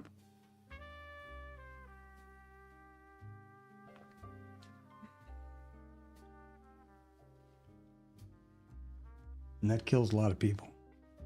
Overtrading, moving stops, overtrading, and humans have a real amazing, not necessarily a good, but amazing ability to see patterns, whether they're really there or really exist or not. And then they, believe that gives them justification or validity for a trade.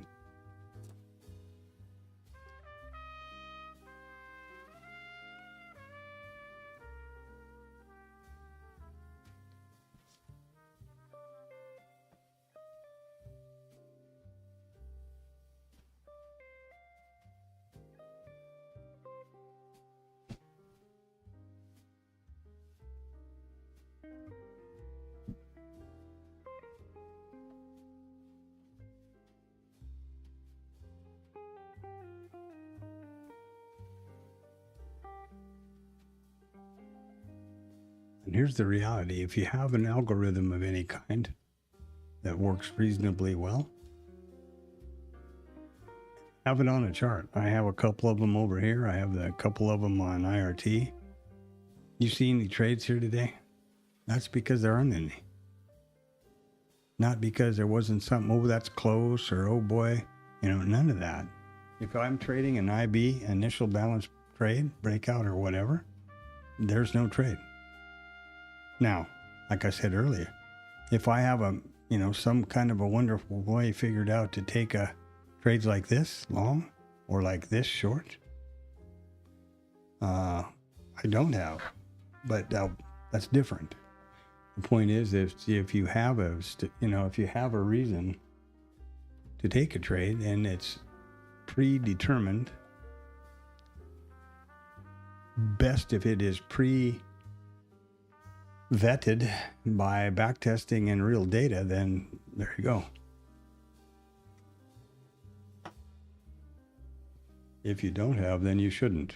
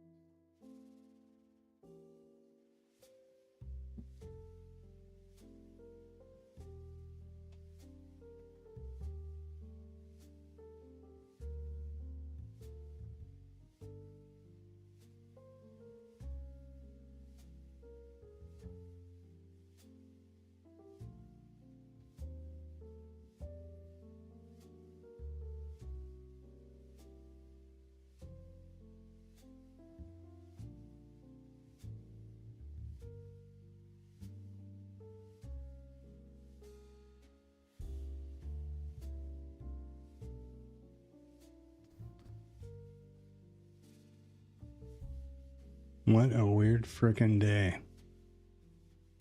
We have a poor top, a poor high, 2 TPOs up there, no excess.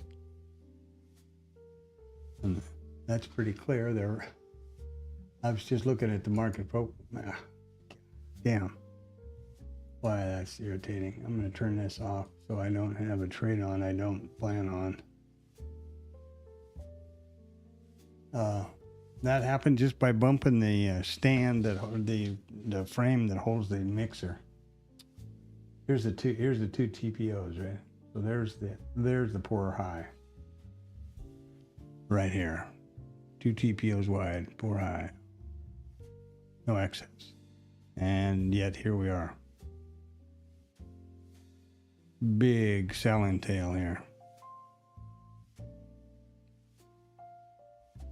Nobody wanted to go any higher, and the sellers are hammering it. Is it over yet? Nope. There's another hour and a half. And then plus. But you get the point, right? You get the point.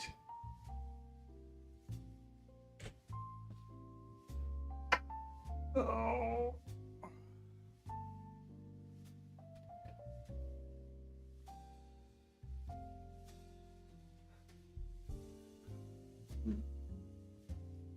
Seven hours of boo his boo. With 1,000 opportunities to have, in the rearview mirror, of course, like every day. That's the case every day.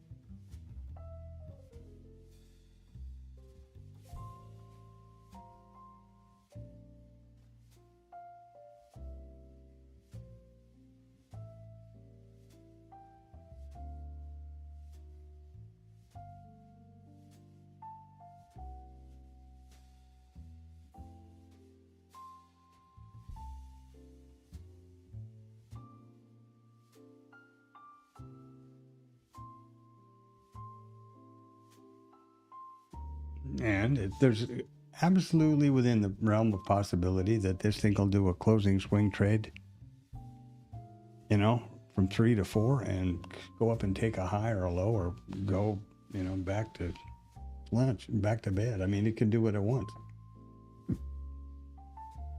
Nobody said the market has to listen to us.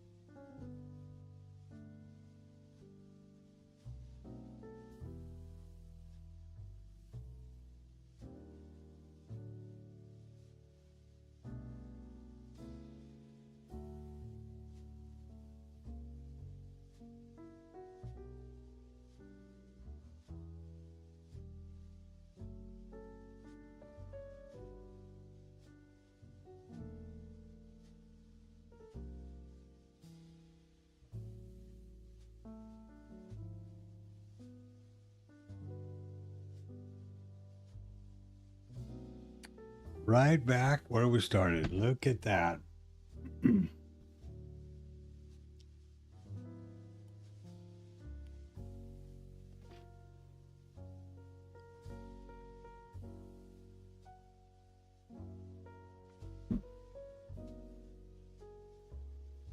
One complete day of meaningless price action. If you think that, if you're, you believe that trading is about finding the value for the S&Ps, well, if you trade all these points and end up right back where you started, what does that say about the value of the S&P? I don't believe that myself, but people do. I hear that.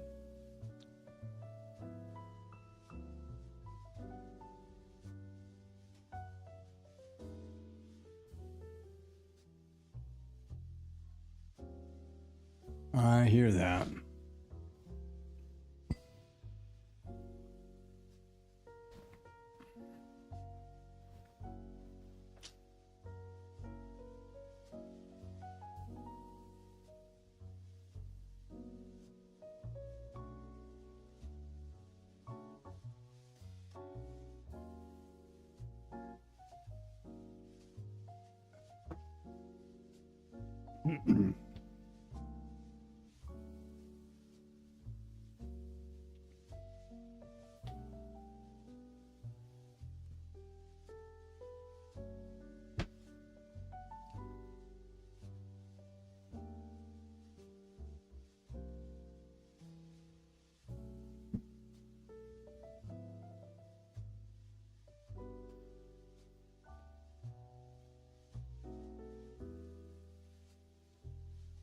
we're just about to the bottom of the hour here, which is the, I'll do a market recap, and I'm not trading. I wouldn't do anything now. In fact, my algorithms or my trading systems have an end of day exit at 14:30.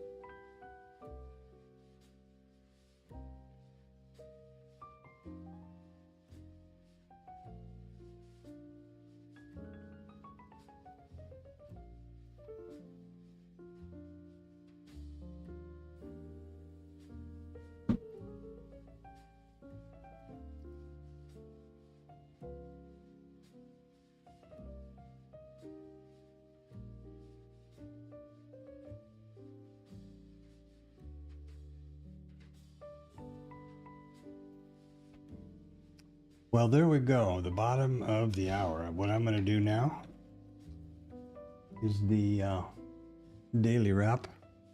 What a day it's been. Jesus. Oh, yeah. There you are. There's the day. Boom, boom, boom. Again. What does any of that mean? This means I'm sorry I don't have a strategy, which I've already vetted, to take these opening swings early in the market.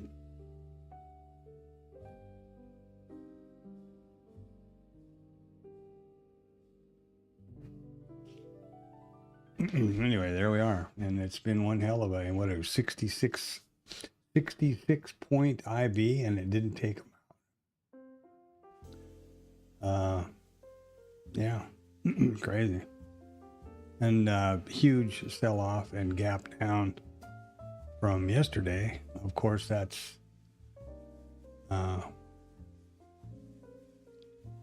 best seen over here on IRT, I guess. Here's today's session. There's yesterday. This is the speech results down here. It was the open. It was clear down here, right? And we traded up, and now we're trading back here. We'll see where they close it. obviously a new microstructure will form starting on Monday. It just doesn't form by one, so I'll wait for Monday. The way this works, this is IRT in case you don't know. In the heading up here, of all the charts is the instrument, the chart type, the periodicity, and the session. These are the micros. This is market profile. I don't change market profile from ES to MES back and forth, but I do change it from full session to RTH. And down here we have the micro composite, which is kind of the higher time frame study that I have for the micro ES. Oop, don't want to do that.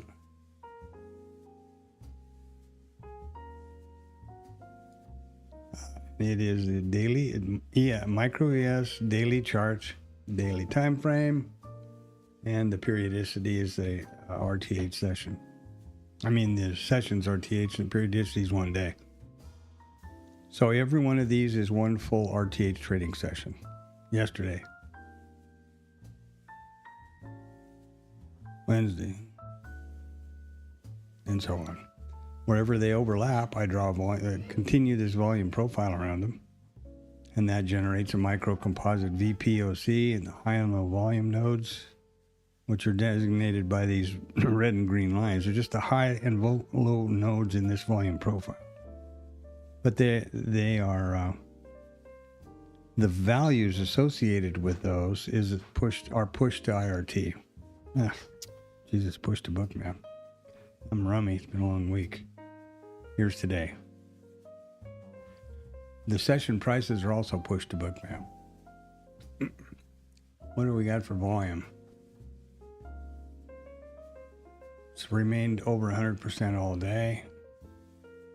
We're up to 3.5 points ATR for a 1 minute candle. That's an increase. So they're trading them harder. These are my strategies. Nothing here, impossible. Nothing here, impossible. The first rule of both is to break out of the initial balance. So, oops. No such luck. Trading view, which is a nice overview. Again, I was doing some stuff here. Trading view. This, nothing. There's the stats about the breakout. The low was formed first. We didn't take anything. Hey, Panda, how are you? Did you have a nice nap? Okay. And the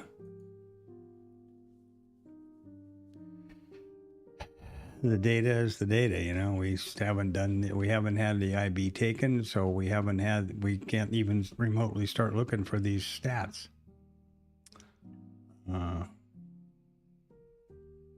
That's basically it. That's a pretty good rundown. Now, the snooze here. Let's look at the news. Well, who knows what these guys are up to, but let's look at economic.investing.com, which is my old-fashioned news source. You can filter for wherever you are. So, and it's free. You can tell by the ads. Friday, this was our news. Let's see what we got going on next week. Holiday in Japan.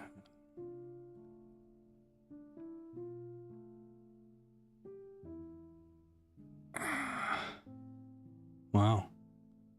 What a light news week. Holy smokes. Look at that. Jobless claims. Huh. That's pretty crazy. And then the PMIs. New home sales on Friday. Nothing all week. I'm amazed. Now, I'll tell you one thing, and I bet you I can tell you why. Earnings. We are in earnings season, and I'll bet earnings is winding and wrapping up, baby. I bet they're winding up. Let's check. Nothing today, really. Let's look at next week. Well, light Monday. Tuesday.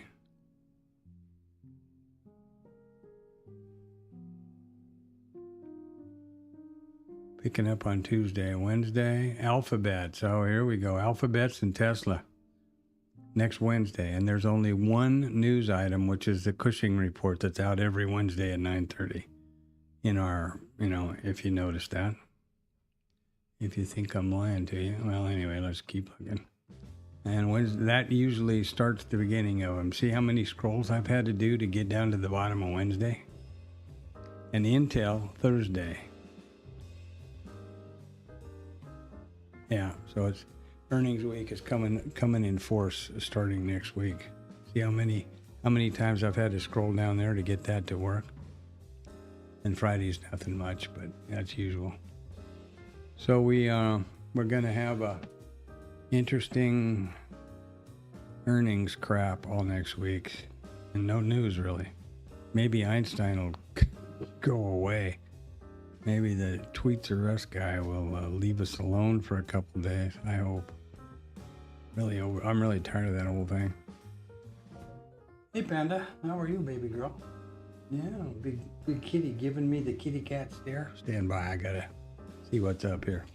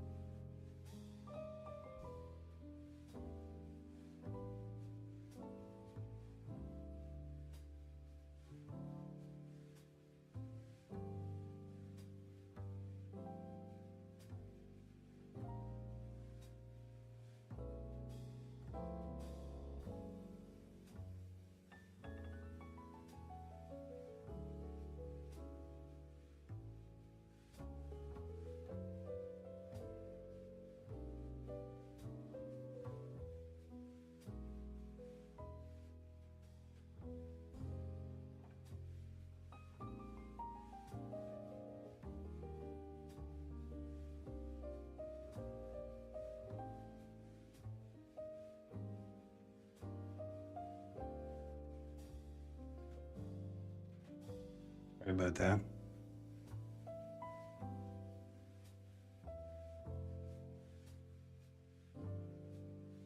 Oh. Anyway, so that's the next week's going to be all earnings. Hardly any news. Who knows what's going to happen with, tweets or us, but this is my other news source, which is that I use quite a bit, Financial Juice. A similar calendar idea, but and a live squawk box to pick up random stuff that isn't really typically economically related, but that seems to have a big impact on our auction.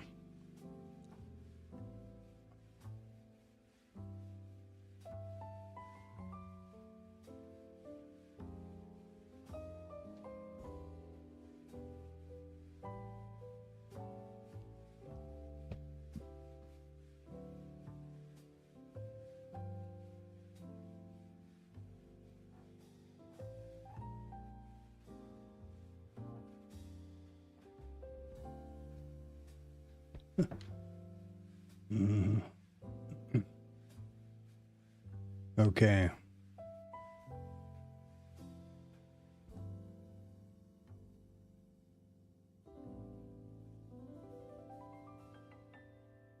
That pretty much has it. We're going to have the market on close and balance figures up here at 1450, so we'll stand by for that. And then that pretty much wraps up the snooze for me. In a real weird day. Would have never dreamed we were going to close inside, except when you have a 60-point IB. That's a good possibility, I guess.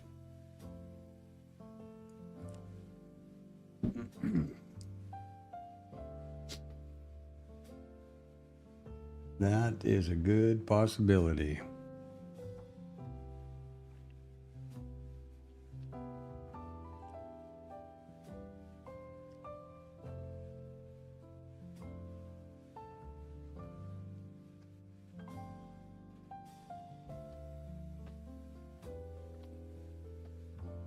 Certainly more, I would suppose it's certainly more likely than a 20-point or 10-point IB. So 5 minutes for that market on close and balance, and then y'all get out there and have yourselves a great weekend.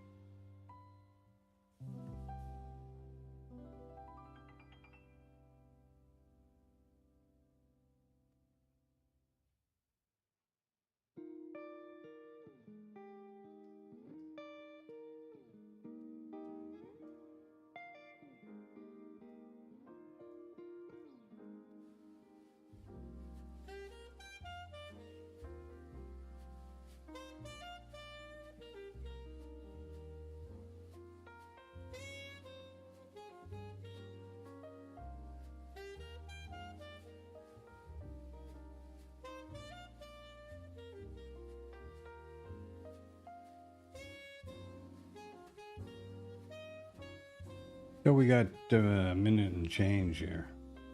Just not that this is going to mean anything, but might as well watch them.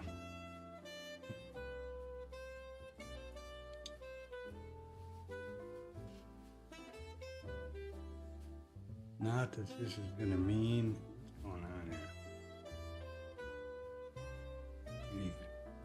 Anything.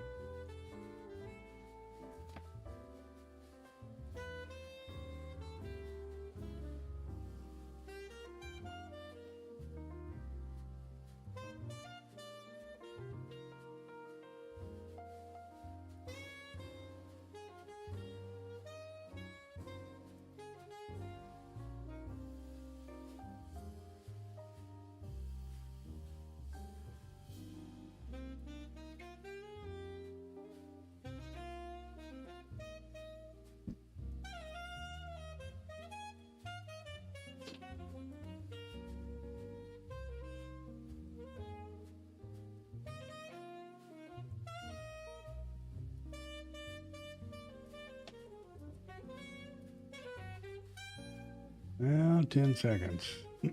I'm not insinuating that this is going to mean anything, but, you know, it is something to watch. There we go. There's the market on close imbalance.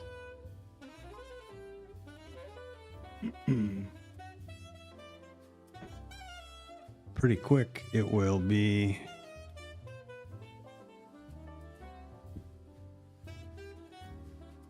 over here.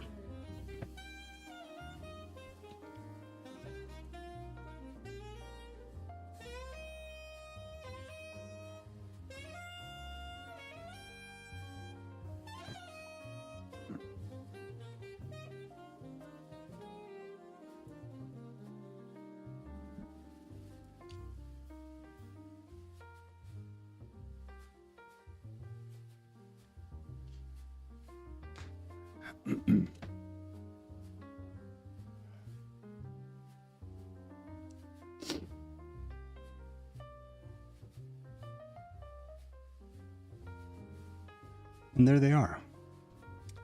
Plus 2,259,000,000, plus 573,000,000, plus 69,000,000, plus 256,000,000. This means buy side. What does this really represent? That there are more buy orders queued up for market on close than there are sell. Doesn't certainly mean the total. There could be billions of them. This could be 1%. It just says this is the imbalance. That's all it means. So there you go. The end to a really weird week, as far as I'm concerned. And beginning of a lot of homework for me.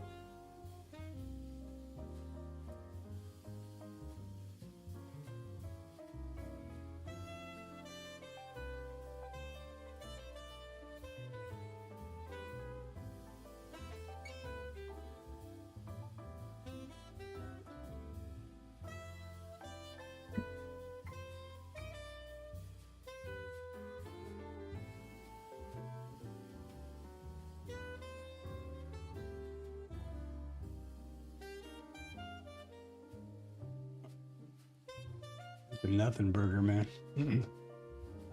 Yeah. A nothing burger here. Doesn't mean that we're not going to have a swing trade, but doesn't look like that market on closing balance was too impressed anybody. So, yeah, the thing you need to do is remember that you need a balanced life. You need to be as fit as you can. You need to make sure when you come to trade, you're well rested, well hydrated, not on emotional tilt. Work-life balance is really important in this, especially in this is all-consuming, solitary, high-focus endeavor.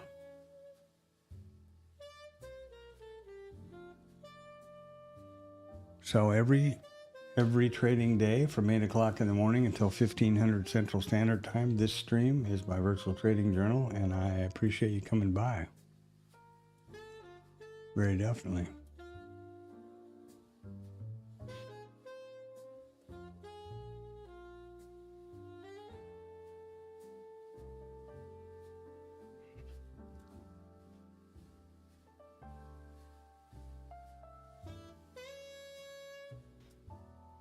Baby.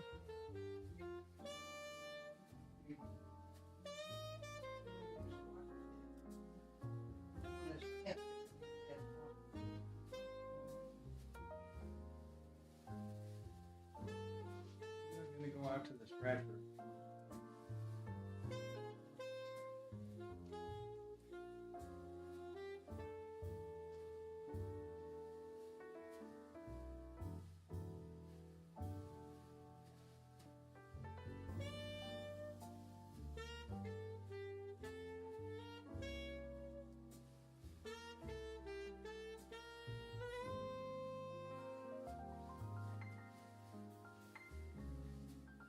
So I'm going to be shutting the stream down at 1500 as usual.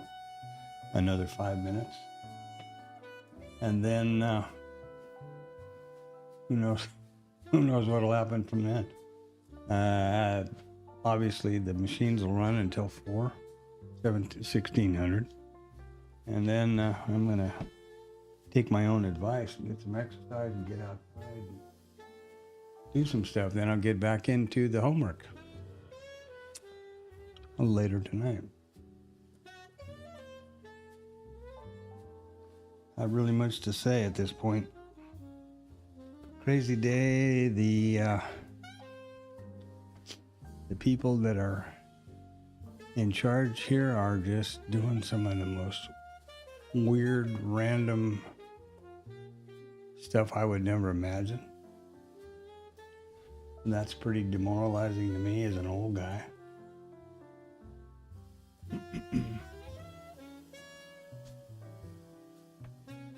You know, this is the new normal to the young people, I guess.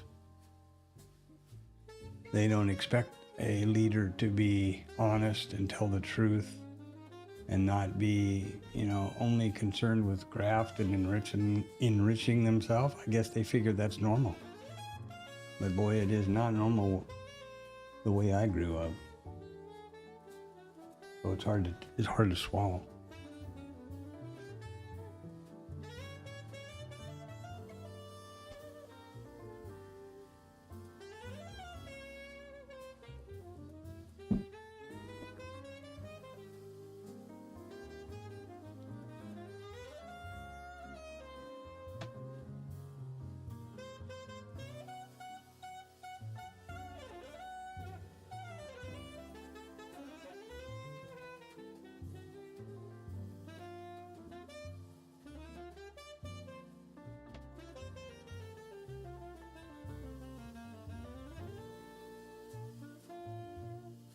Two and a half minutes. I'll be glad to see the tail end of this week, that's for sure. Hi, Panda.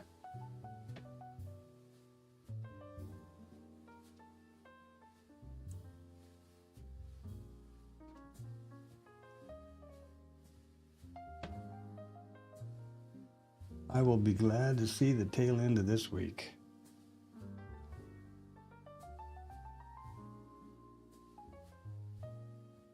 No bad trades or anything like that, just everything else that's going on.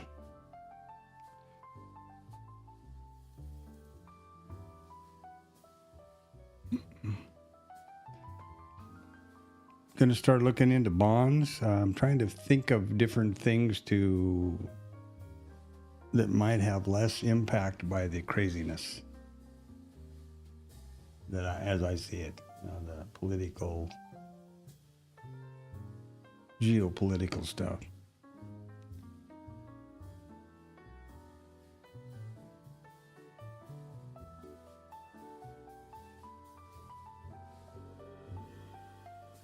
and I've never traded bonds.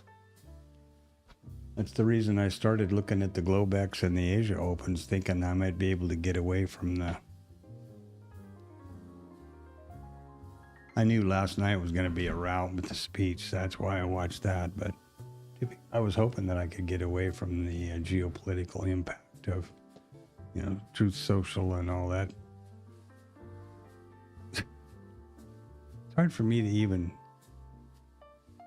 believe I'm saying that the foreign policy to do with the economy and war of the United States is being conducted on a goddamn personal, social media with tweeting from a telephone, from a phone. Just blows my mind. Nothing I would expect ever. There we go. There is that run up to 1500 right there. Bang. 15 seconds.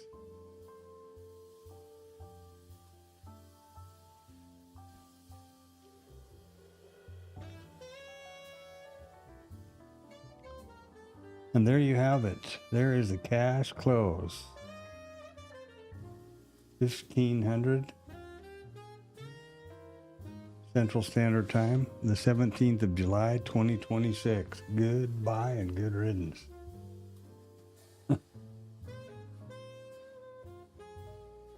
They're going to keep trading it down, would be my guess.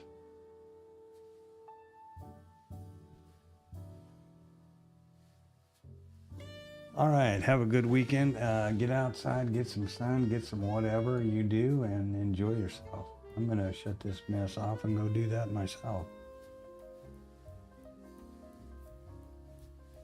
See you Monday morning at 0800 Central Standard Time.